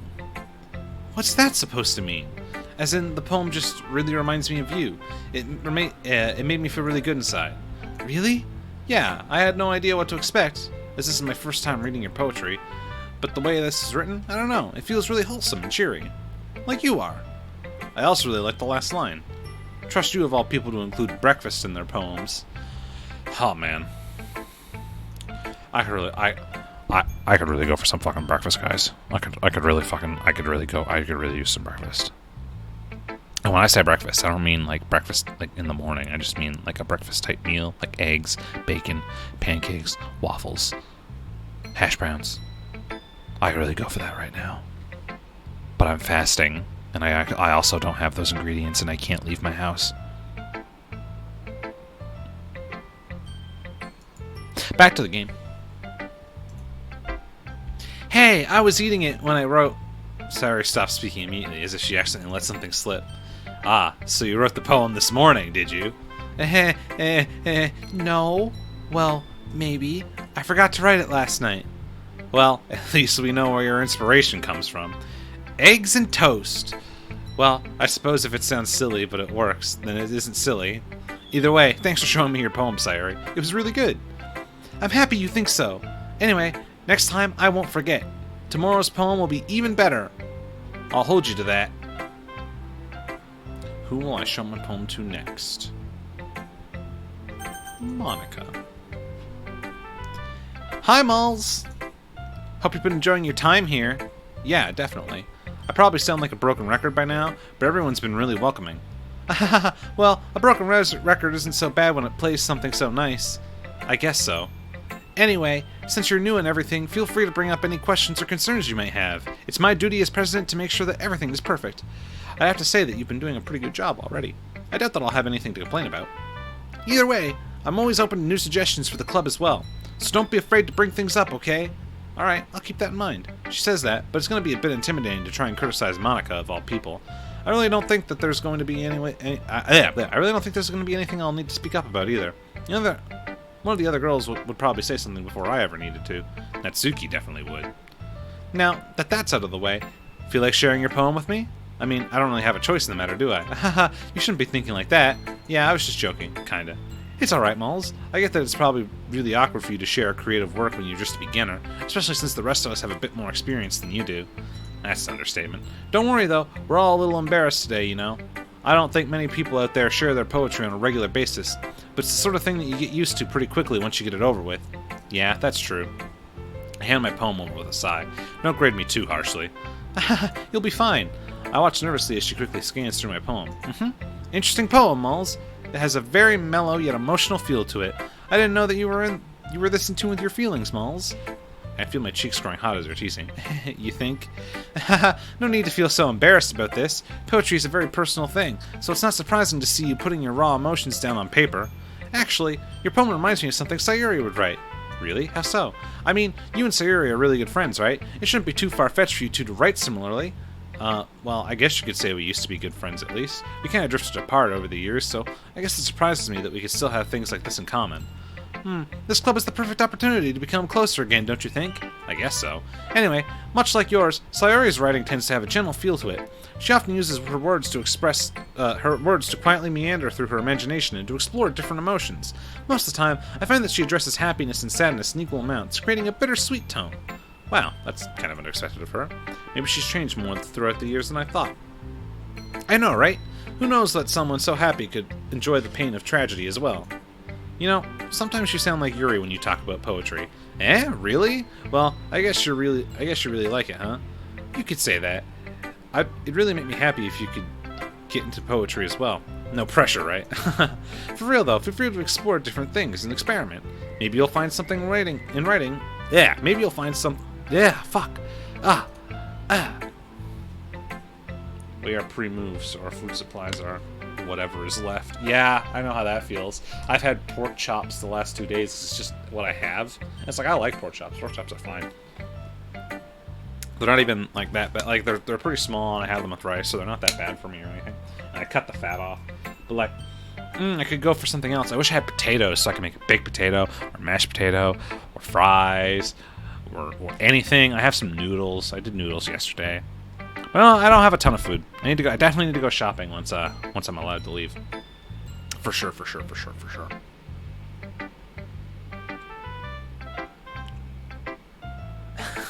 I did hear that.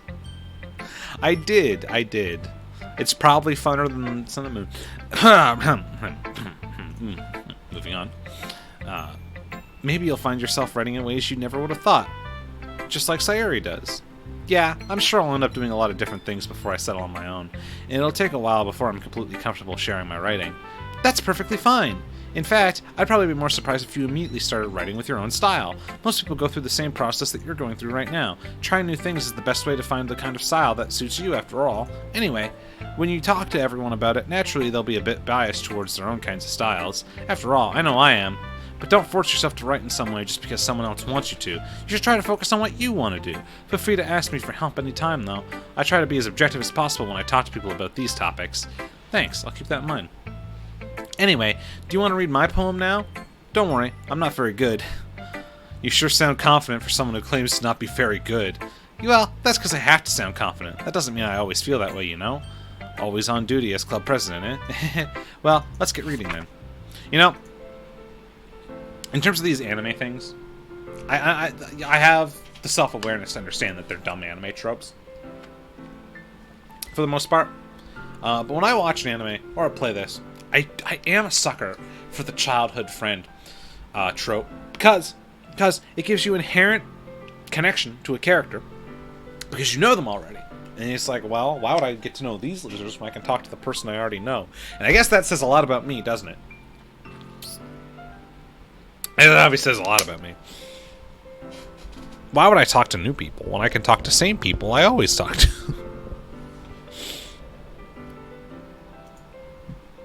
The box. I see, but I don't believe. A lone fingerprint glistening on gleaming glass. Was it me? Am I always the one in the dark? I pound on the glass. My prison. Why? Why me? The pain jolts me back. The understanding pouring down like heavy rain. It's all a farce. My heart's on display. My life's but a script just playing away. The world out there has seemed so bright. It was so free. So many choices. So much potential. Maybe I could have had a chance. I realize now that there was never a choice.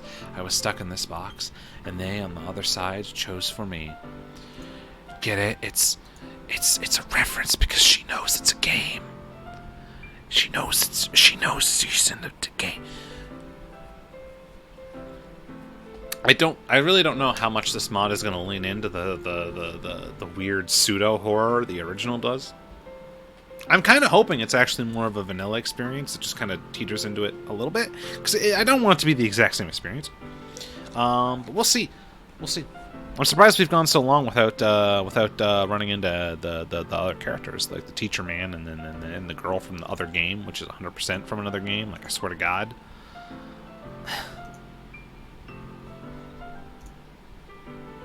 So, what do you think? I don't quite know what to say. Sorry, I'm not really the right person to ask for feedback. Aha, it's okay.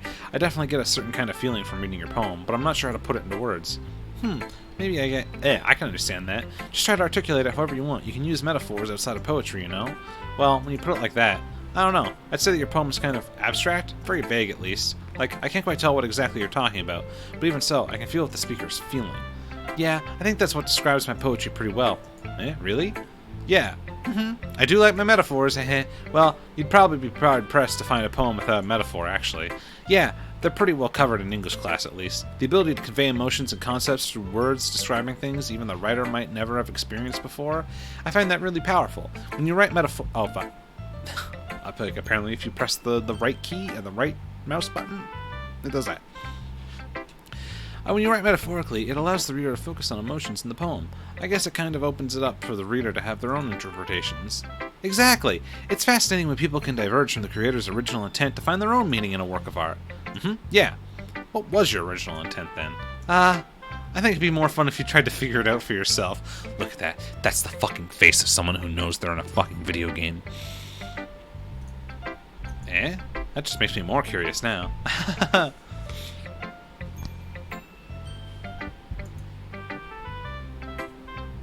Maybe I'll tell you one day. But for now, here's Monica's writing tip of the day. Sometimes when you're writing a poem, or anything for that matter, you get too fixated on a specific point. But if you try so hard to make it perfect, then you'll never make any progress. So the best thing to do is just force yourself to get something down on the paper and then tidy it up later. Another way to think about it is this. If you keep your pen in the same spot for too long, you'll just get a big dark puddle of ink. So just move your hand and write whatever's in your heart. That's very true for drawing as well. It's very true. I get what she's saying, though. It's better to look back on your own work with fresh eyes after you've gotten something down. Sorry, got an email. Just gonna check this real quick, boys.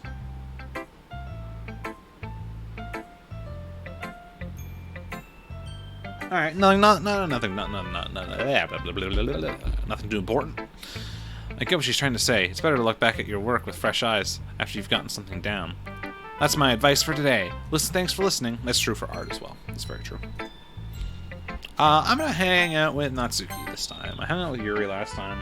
I'm gonna hang out with Natsuki. And I cleaned my water bottle pretty thoroughly, but it still kind of smells. I find the what I eat kind of gets trapped in it sometimes. I'll have to clean it again later.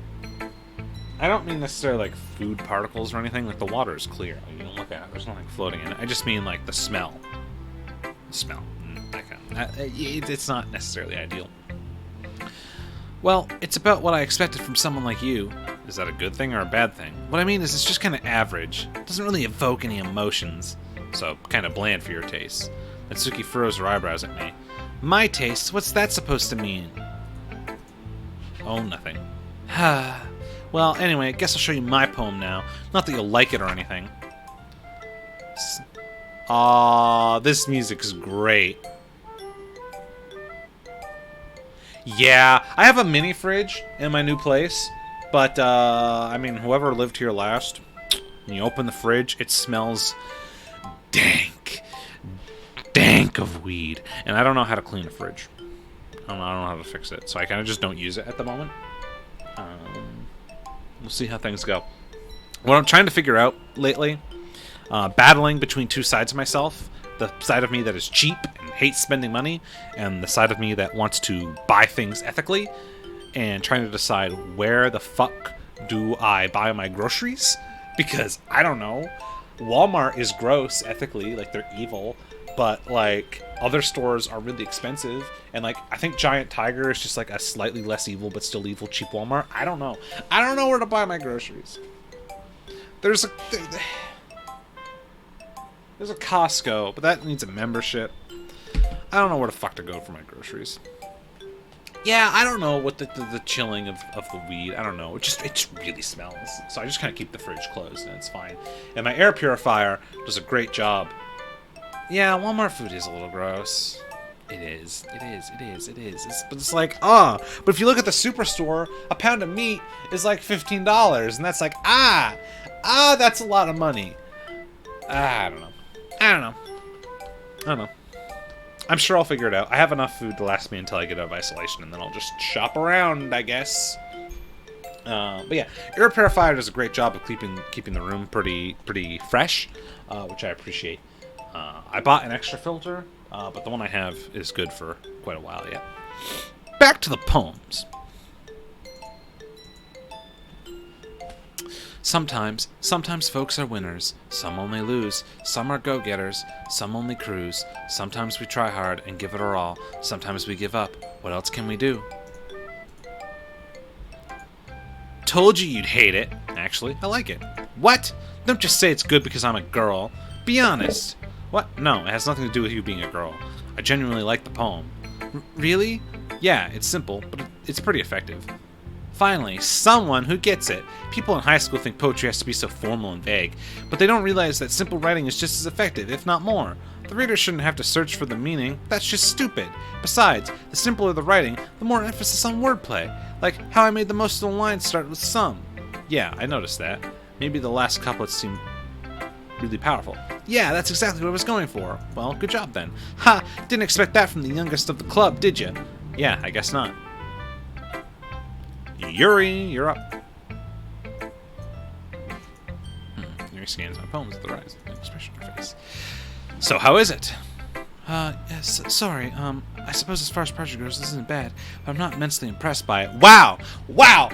Fucking... Wow! Brutally honest. Yuri turns away shamefully. I didn't mean that to sound so blunt. Don't worry about it. I didn't take it that way. What makes you think that? Yuri stares at the poem. A minute passes. More than enough for me to hear her finish reading. Is everything okay? Oh, goodness, sorry. I know what I want to convey, but I need to find the right words. I understand. Take your time. Okay, I think I know what to say. Do you have any prior writing experience? To be honest, not really. Is it that obvious? I don't mean to be rude, but I guess that I might be after reading through it. So it's that bad. No. Did I just raise my voice? I'm so sorry. Yuri bears her face in her hands. I couldn't help but notice that there's been several minutes and we really haven't gotten anywhere. Yuri seems to be incredibly introverted. It must take her a long time to warm up to new people. Don't worry about it. We all start somewhere, right? What were you saying? Right.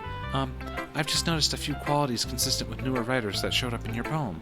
Perhaps what stands out the most is that you've tried very hard to make the structure of this poem your own. And that's okay, but if this is the first poem you've written, it might be prudent to consider more traditional structures, couplets, sonnets, haiku, and the like. If you're not confident in your writing style, it'll show in your own piece. It's like Yuri is a totally different person when she gets going. She sounds incredibly confident, stands tall, speaking clearly.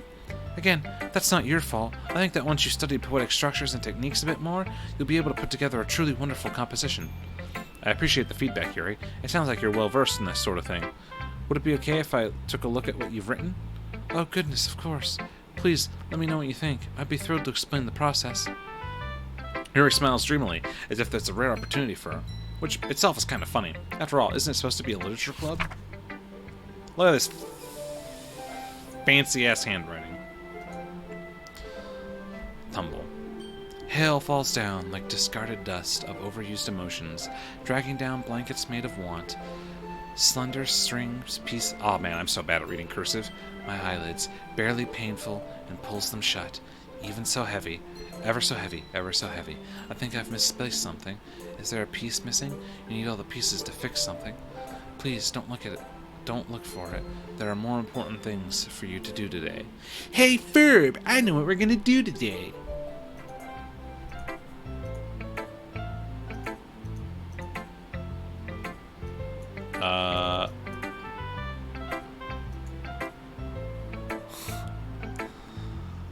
Fuck. Sorry, I got distracted.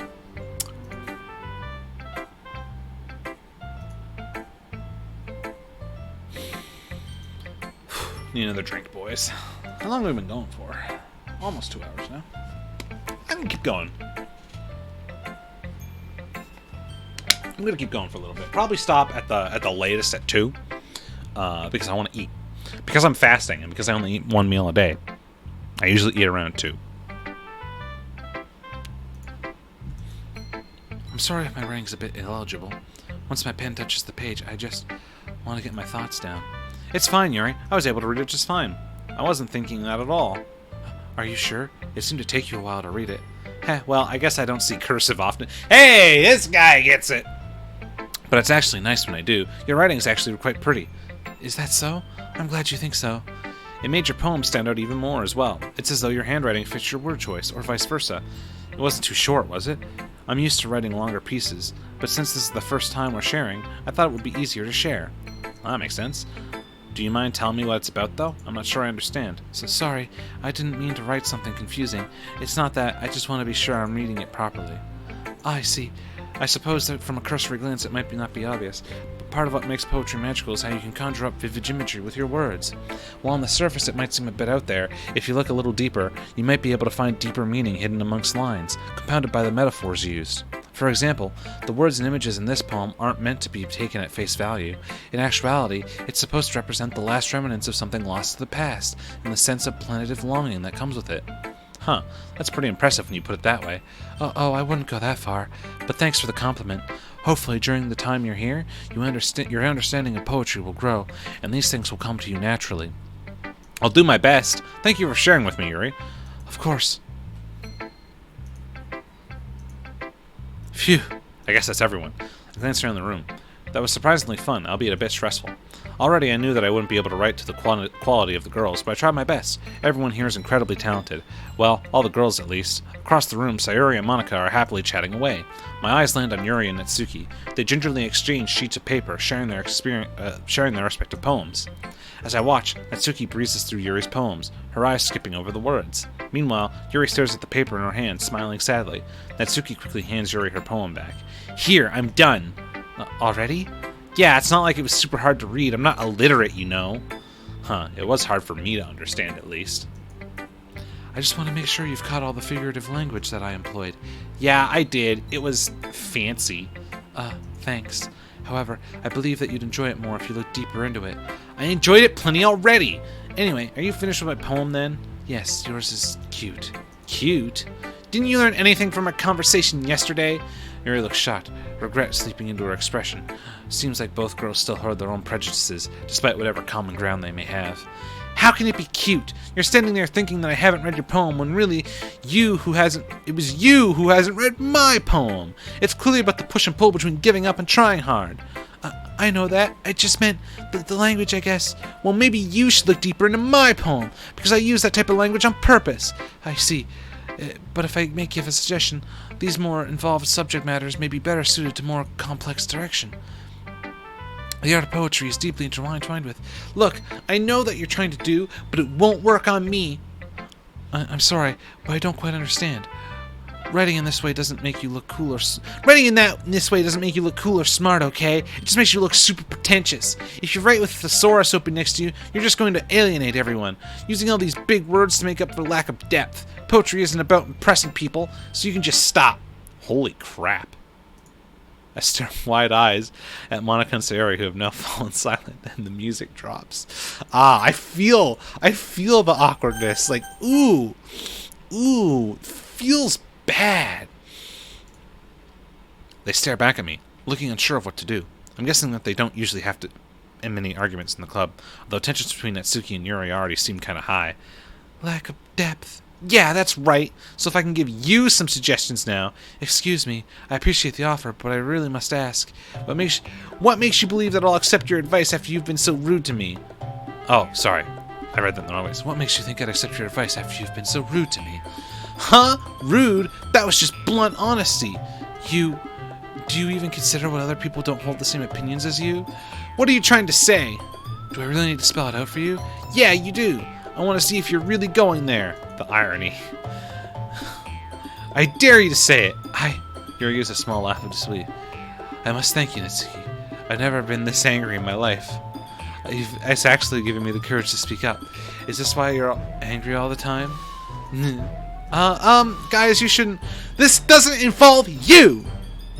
Sayuri, please don't rob me of my moment. So this is your moment to shine? Or something? Strange thing to take pride in, don't you think? No, it's my moment to finally speak my mind, but I still have the strength to do so. Yuri, Natsuki, have you ever realized how selfish you are? Suddenly, Yuri seems to be overpowering everyone else in the room. What? Everything always needs to be your way. You always jump to conclusions and make rash decisions without regard for your consequences. But it's never your fault, is it? You don't know me. No, you don't know me either, and yet you spoke as if you knew everything about me. Quite simply, you don't.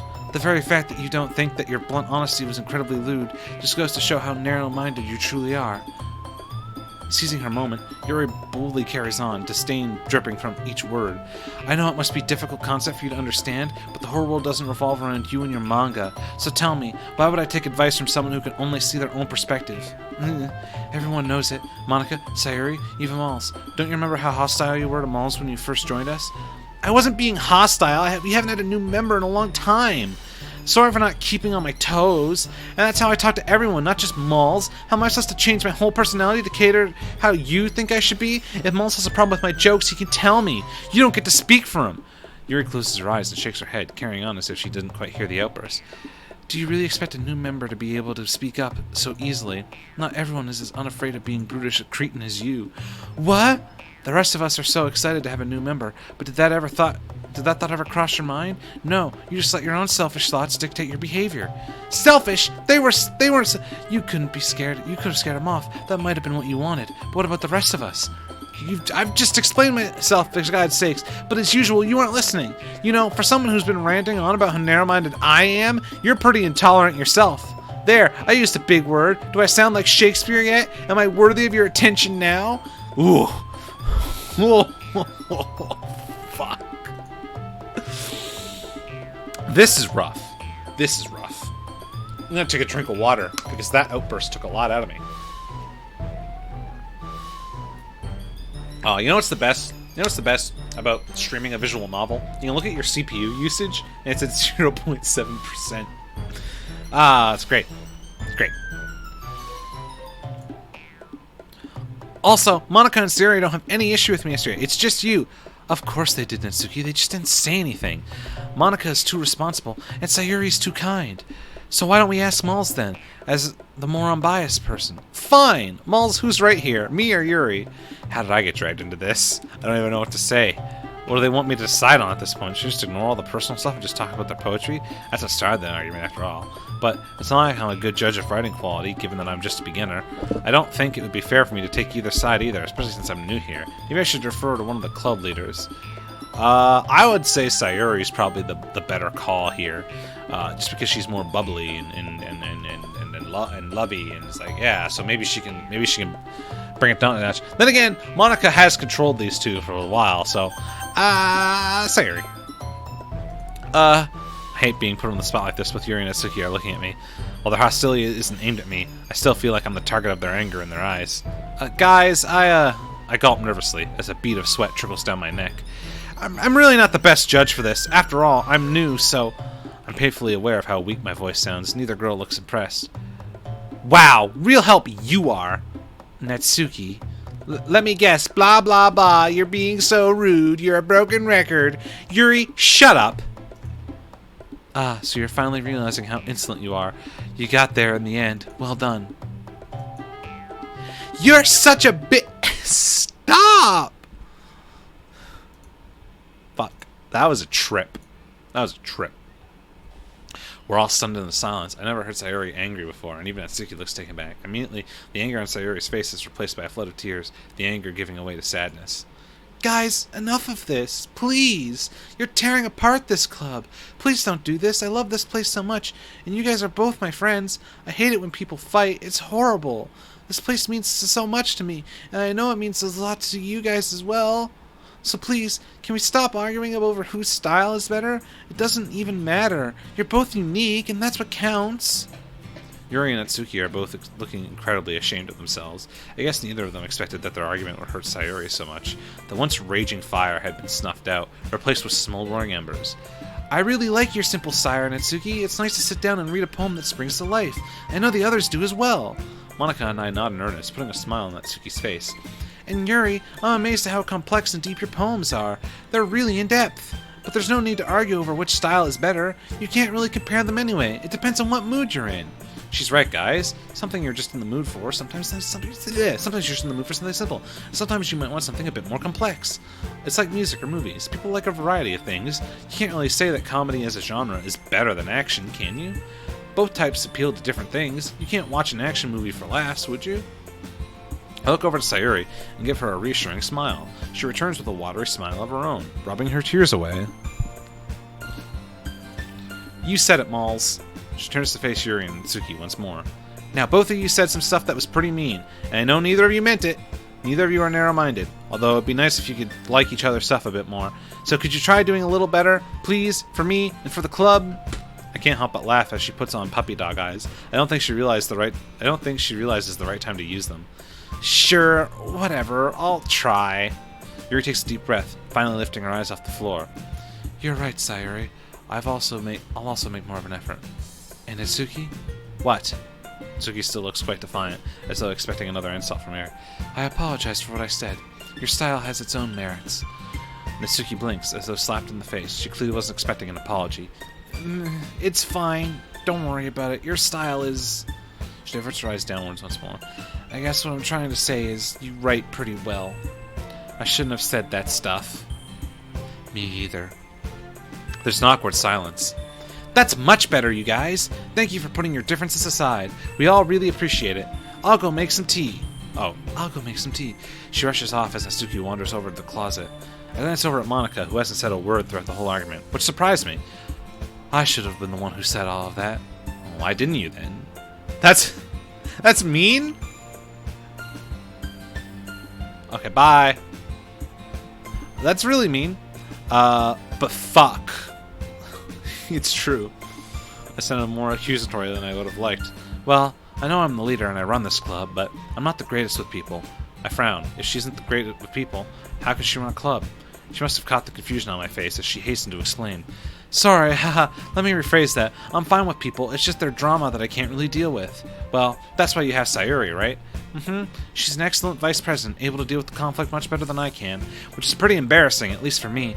That should have been my duty to deal with, not hers. I don't blame you. Seriously, it was pretty tough to get involved. I could barely speak up. True, but that's exactly the sort of thing a president should be able to deal with. Nah, come on, Monika, don't see it like that. You and Sayori just have different strengths, that's all. I always thought of her as a little ditzy sometimes, but she definitely has a knack for social situations. Definitely, I'm very grateful to have her as my vice president. Well, the both of you do a really good job running this place. I know that's a bit of an early assessment, but you know, first impressions and all. She smiles sweetly at me, causing my stomach to knot. You too, Mulls. I'm glad Sayori brought you along to the club. I really do hope you stick around. Don't worry, I will. Monika seems like such a genuine person, and she makes such a great president, regardless of what she might think. Hopefully, I'll be able to properly get to know her during the school year. Okay, everyone, it's just about time for us to leave. How do you all feel about sharing your poetry? I noticed that she carefully avoids mentioning the argument that just occurred. It was a lot of fun. Some moments were worth it. It was alright. Well, mostly. Mulls, how about you? I actually really enjoyed myself. It seems I do like expressing myself through poetry. A lot more than I initially thought, in fact. Everyone looks intently at me, the girls smiling. It was really cool getting to see everyone's different writing styles. That's awesome! In that case, we'll do the same thing tomorrow, and hopefully you learned something from us, too, so your poems will turn out even better. Ah, yeah. I think to myself a bit as I began to pack up. Today, I managed to learn a little more about the kinds of poems that everyone likes. With any luck, I'll be able to learn more about the girls as individuals through their themes and messages. I nod to myself, turning to Sayuri. Hey, Sayuri, ready to walk home? Sure! Okay, see you guys tomorrow, then. As we leave the club room, Sayuri turns back to wave at the girls that do the same. Natsuki smiles, then quickly looks away to the act like she doesn't care. Yuri awkwardly smiles and nods. And as expected, from the school idol, Monica gives a friendly grin and waves back. Despite Cat 5 having left, there are 2 people online watching me. Hello, hope you're all enjoying the stream. Make sure to hit it with a, hit me with a, follow. Hit me with a follow. Give me a follow. Follow me. I'm cool. Trust me, I play games like this. That's how you know I'm cool. Sorry, about what happened earlier. What do you mean? You know, between Yuri and Natsuki, I remember you told me yesterday that they were sometimes bicker, but are all their arguments normally that bad? I feel a little bit guilty as I ask her. I know she doesn't like talking about conflict. There's a slight dip in her cheeriness of her voice as she replies. No, not at all. They have their differences, but it's the first time I've ever seen them fight like that. They're both wonderful people, I promise. You don't hate them or anything, do you? Oh, no, not at all. It's only normal for people to argue, I guess. I was just curious after all. You know them better than I do. Suri lets out a relieved sigh. You know, Malls, it's been so nice seeing you again. I didn't really think we'd get to spend much time with one another. Yeah, tell me about it. It's been really fun hanging out again. I don't really know when we started drifting, or why. I guess it was just life coming between us. She nods, looking a little reflective. Still, I'm glad you let me join your club. I'm not going to lie, at first I was a bit doubtful when you told me it was about literature. But hey, I guess it just goes to show that you shouldn't judge a book by its cover. She giggles, and I frown. Did I say something funny? Hehehe, nice pun. Did you even realize? Huh? Pun? Ah, you mean about the book comment? Oh. And this is the literature club. Geez, looks like the club's really starting to rub off on me, huh? Suri might be known as a bit of an airhead, but sometimes she can really notice things that others don't. I wonder what it's really like inside her head. Probably depressed. You haven't changed at all, Malls. You always knew how to make me laugh. I blushed slightly. I've never really known how to react to that compliment, especially when it comes from someone of the opposite sex. I'm glad I'm still able to do that, huh? To be honest, I didn't think I'd make so many new friends by joining a club. Well, they're a really nice bunch. I'm not surprised. Yeah, a pretty warm welcome. She nods contentedly. Anyway, let's see what the future holds. I'll see you tomorrow. Okay, see you tomorrow! These girls are all interesting characters, aren't they? Different personalities and a variety of writing styles. Yet, they're all united under the same club, and I really wonder how Monica found them all. In just 2 days, I feel like I've made progress with each member. Getting to know Yuri and Natsuki, actually getting to talk to Monica a little bit, and of course, reuniting with an old friend. I never would have guessed this would all come from joining the club, but hey, I'm not complaining. Let's just hope my writing improves over time so I can write poems to a standard more like theirs. Speaking of which, there's work to be done tonight. Let's do this. I like these little loading screens, they're cute.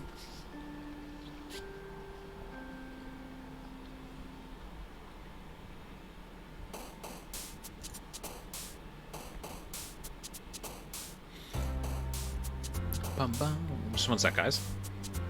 I appreciate everyone in the chat.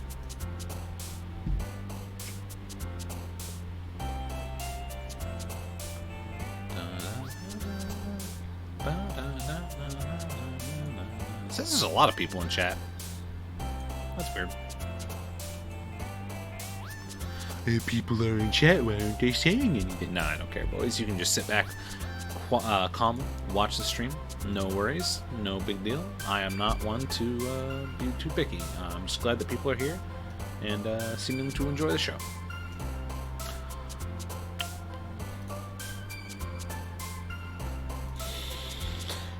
Yeah, we can keep going. We can keep going for a little bit. If the next session goes on too long, and I kind of wanted to end on one of these segments, but I want to keep going for a little bit longer. If the next section goes on a bit long, let's have to save and come back to it tomorrow or the next day. Alright. We want Sayuri. So, Daydream? Yep, nailed it. Friends. Yep. Childhood. Nailed it.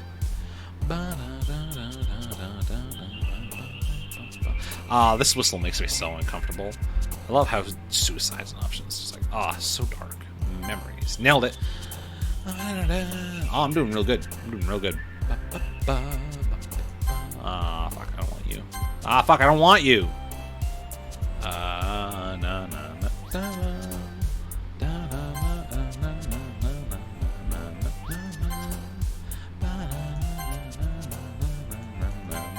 Fuck. That's what I get for fucking cooking too fast. Adventure. Doki Doki. You have to pick that.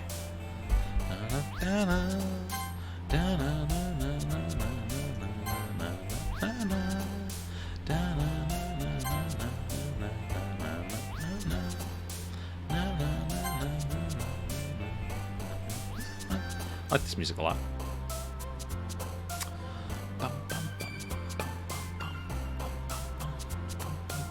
Yeah, okay. Pretty sure I got pretty much mostly Sayuri, so pretty happy with that. Just a few days ago, I never would have thought that I'd look forward to an extracurricular event so much. But here I am, back for another club meeting and anticipating a new antics with everybody. The usual scene awaits me as I step into the club room. Hey, Malls! Hey, Sayuri. Looks like you're in a good mood today. Heh. I'm still not used to you being in the club, that's all. Is that so? Well, it's nice to see you so cheery. Anyway, what's new? Oh, I've got some exciting news. Yeah, what's up? Did you know that the student store sells this new brand of strawberry milk now? I saw when I passed by on my way here. I should have known better than to expect actual news from Sayuri. Huh, I don't think I've tried that yet. I don't know, strawberry milk is usually too sweet for me. I've had strawberry milk, it's pretty fucking good, it's pretty fucking solid.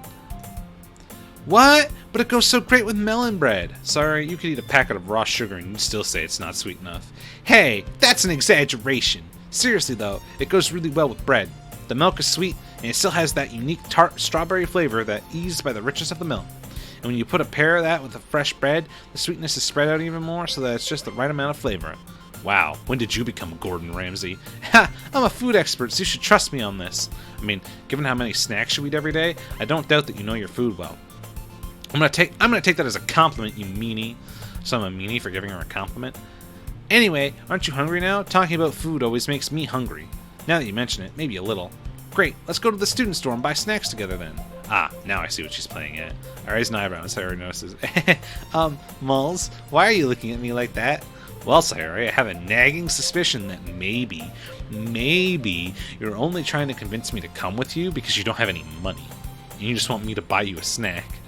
What? I would never do that. Oh, really? Then let's see your purse. Huh? Your purse. Let's see it, bitch.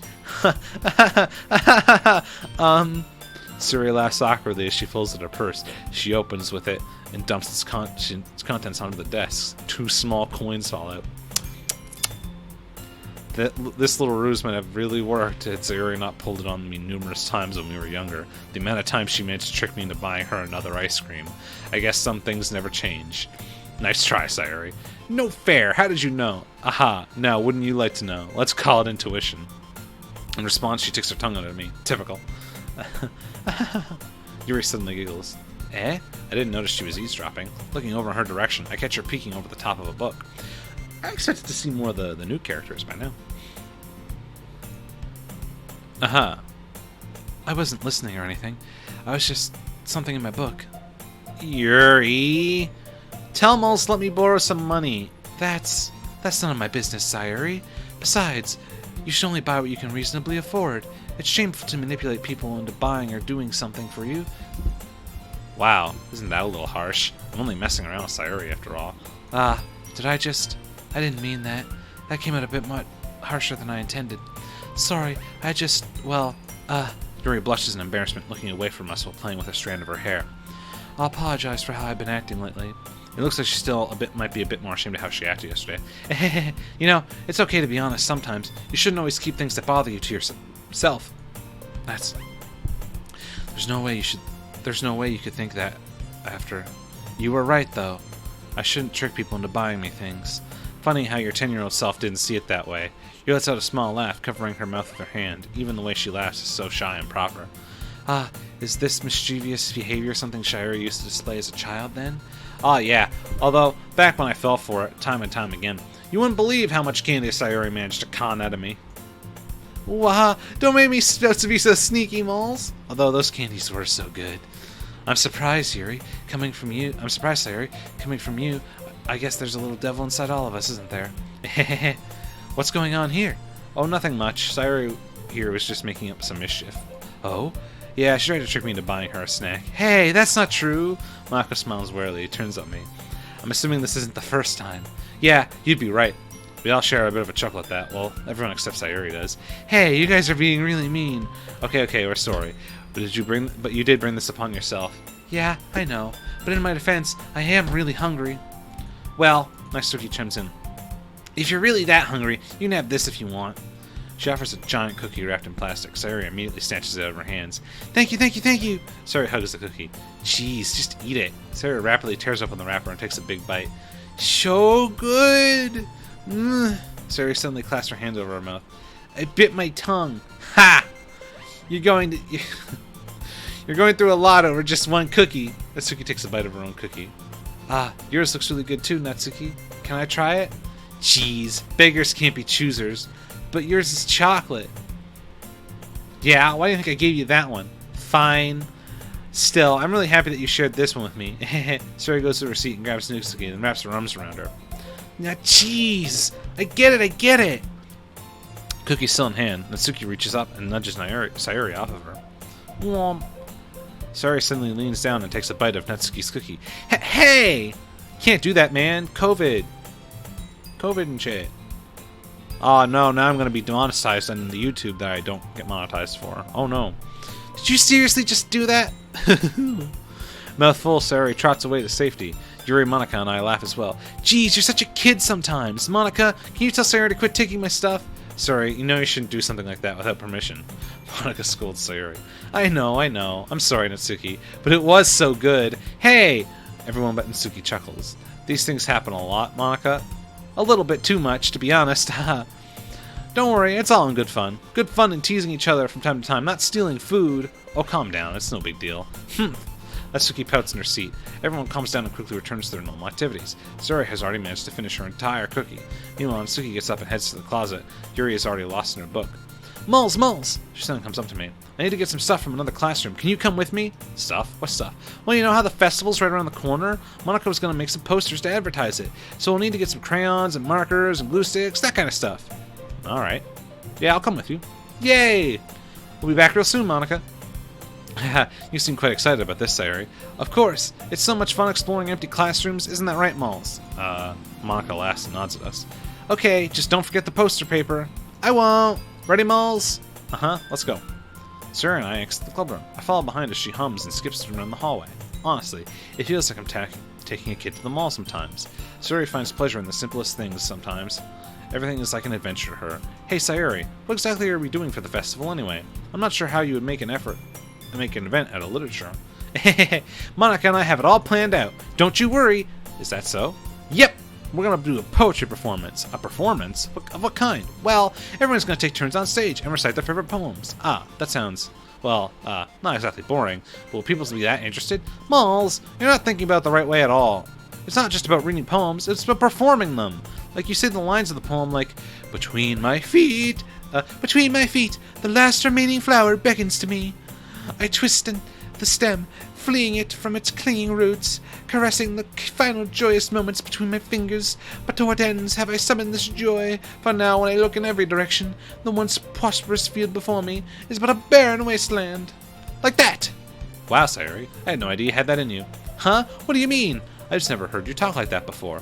No, it's not a bad thing. It was really good. It was just a big contrast to your bubbly self. I'm sure Yuri and Monica would really appreciate it, too. I've been working super hard on that poem, so it's good to know you liked it. I'm excited for the festival. It's not just because we'll get to eat loads of stuff like Natsuki said. Hey, meanie, not just because of that. Although, that is part of it. Hey, Moles, this classroom here is empty. I think we'll find what we need in here. Let's start our mission.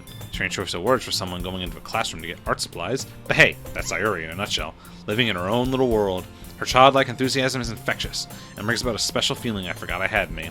Some kind of innocent sense of wonder, where even the most mundane of tasks are quests, and walking down the classroom is a magical journey. The two of us enter the classroom. Sayori heads straight to the closet, and I follow. Let's see what we have in here. Crayons! Sayori pulls out a box of crayons off the shelf. They're the best brand, too. They're kind of dirty, though. Sayori starts pulling various crayons out of the box, reading the color names. Alright, that's one down. Don't get distracted. We still need to find... Wait, I'm looking for my favorite color. Fine, fine. Can you move over so I can look for the poster paper? Ah, I dropped one by accident. Smack.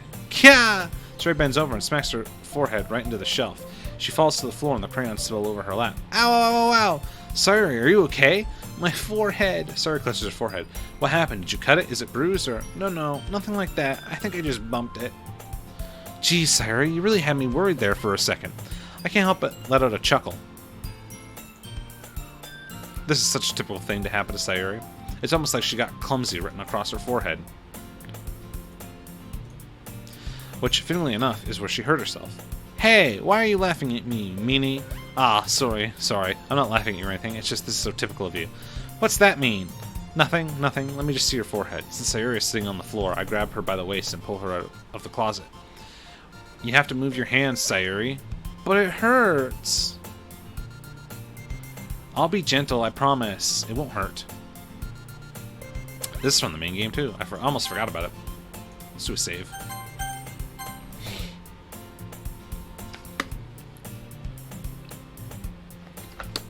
We haven't even got to the poetry portion yet. Sayori slowly releases her hand from her forehead.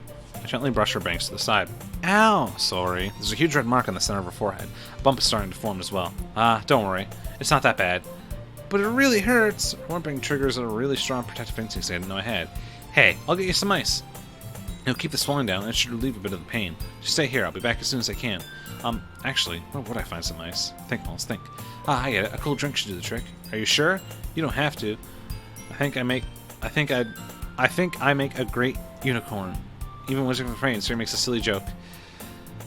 I'm sure you make a great unicorn, but I think I prefer you as a human. Aw, unicorns are so cool, though. Anyway, I'll be right back, okay? Okay. I pat Sayori on the shoulder and run out into the hallway. I locate the nearest vending machine. What should I get? I guess it doesn't really matter. I won't be drinking it. But I know Sayori likes apple juice, so I purchase one. It's just a moment. I'm already returning to the classroom where I left Sayori. She has one palm on her forehead, and is using the other hand to clumsily scoop crayons back into the box. At least they were already in the wrong spots before I spilled them. Here you go. I hand Sayori a bottle of apple juice. It's nice and cold. Sayori opens the cap and starts drinking from it. Sayori, what are you doing? It's for your forehead, idiot. Ah. Sorry, I forgot. How hard did you hit your head? Sayori places the bottle against the bump in her head. Immediately, her laughter subsides, leaves by a gasp of pain. It stings. I know. I'm sorry. It'll feel better soon, though, I promise. Looks like you cleaned up most of the crayons, so that's good. Hey, Moles. This kind of reminds you of growing up, doesn't it? Huh? What do you mean? You know how we used to play outside all the time?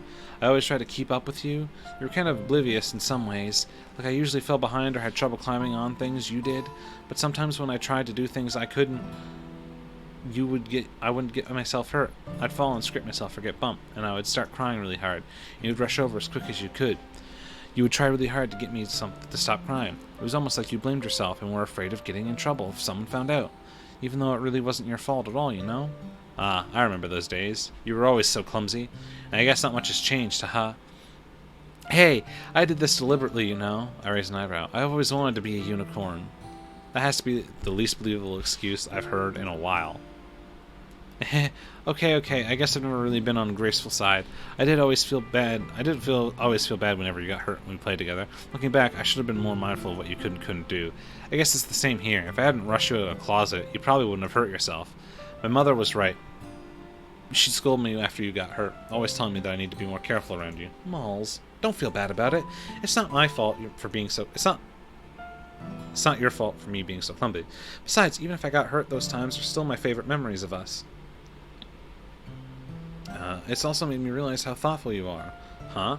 I wasn't thoughtful at all. I just got you hurt. No, that's not what I mean. You're always looking out for me. Even after all these years, you always rush to help me. No matter what the situation, you're always there to reassure me and make me feel safe. I don't really do this kind of thing all the time. It's just around you. It feels natural, I guess. I just do it subconsciously before I even know it. I'm treating you like that. I guess that's what happens when you've been friends for so long. I don't know if I've told you this before, but I'm really grateful we're friends, Moles. I'll admit, I kind of missed you over the years. We used to hang out a lot. I was surprised when you approached me the other day.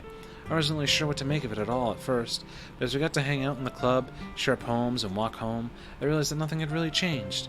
Do you think we'll be like this forever, Moles? I just don't want to say yes. There's no telling how life will be for us during college, or even afterwards. Still, I can be positive, though. I sure hope so, Sayuri. It's been this long already, hasn't it? I can't imagine you ever changing, so my hopes are up.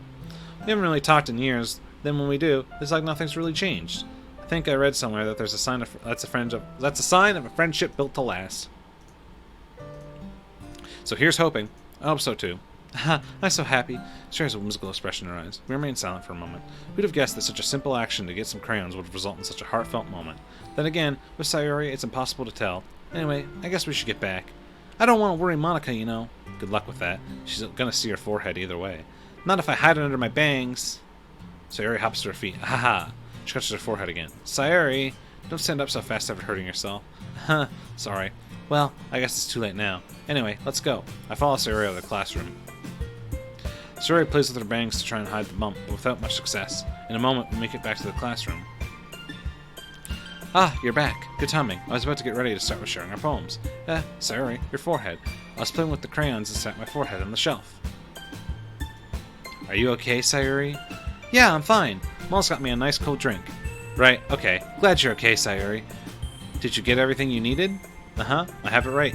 Eh? Sayuri frantically dances around herself. I forgot all the stuff. Calm down, Sayuri. I have it all right here. I found the poster paper, too. Haha, sounds like you ended up doing all the work, Moles. Ah, well, Sayuri, I thought I'd come up with an excuse for Sayuri. I made it an adventure. Yeah, that. Haha, okay. In any case, good work. I'll start working on the posters tonight. Thanks for YouTube. Okay, everyone. Are you ready to share your poems? I guess I could grab mine. After making sure the crayon box is closed tightly, I return to my seat. Need a drink of water, boys. Actually, this might be an okay spot to end the stream for today. And we'll pick up probably tomorrow. I'm actually really liking this. I'm having a lot of fun. But maybe the day after. I don't know if it's going to be tomorrow exactly. My life's pretty hectic. So I'll do my best. I'll do my best. But I really had a lot of fun. For those of you that came out to the stream, I really appreciate it. For those watching, make sure to hit me with a follow, hit me with a like. Comment, subscribe if you're watching this as the VOD on YouTube, and thanks so much for watching, everybody. Now let's not forget to save our game. The game is saved. Alright. Oh, there's a gallery. Cool. It's not very large. Alright. I'm pretty happy with that. Alright, thanks everybody for watching. I'll catch you all on the next one. Love you all.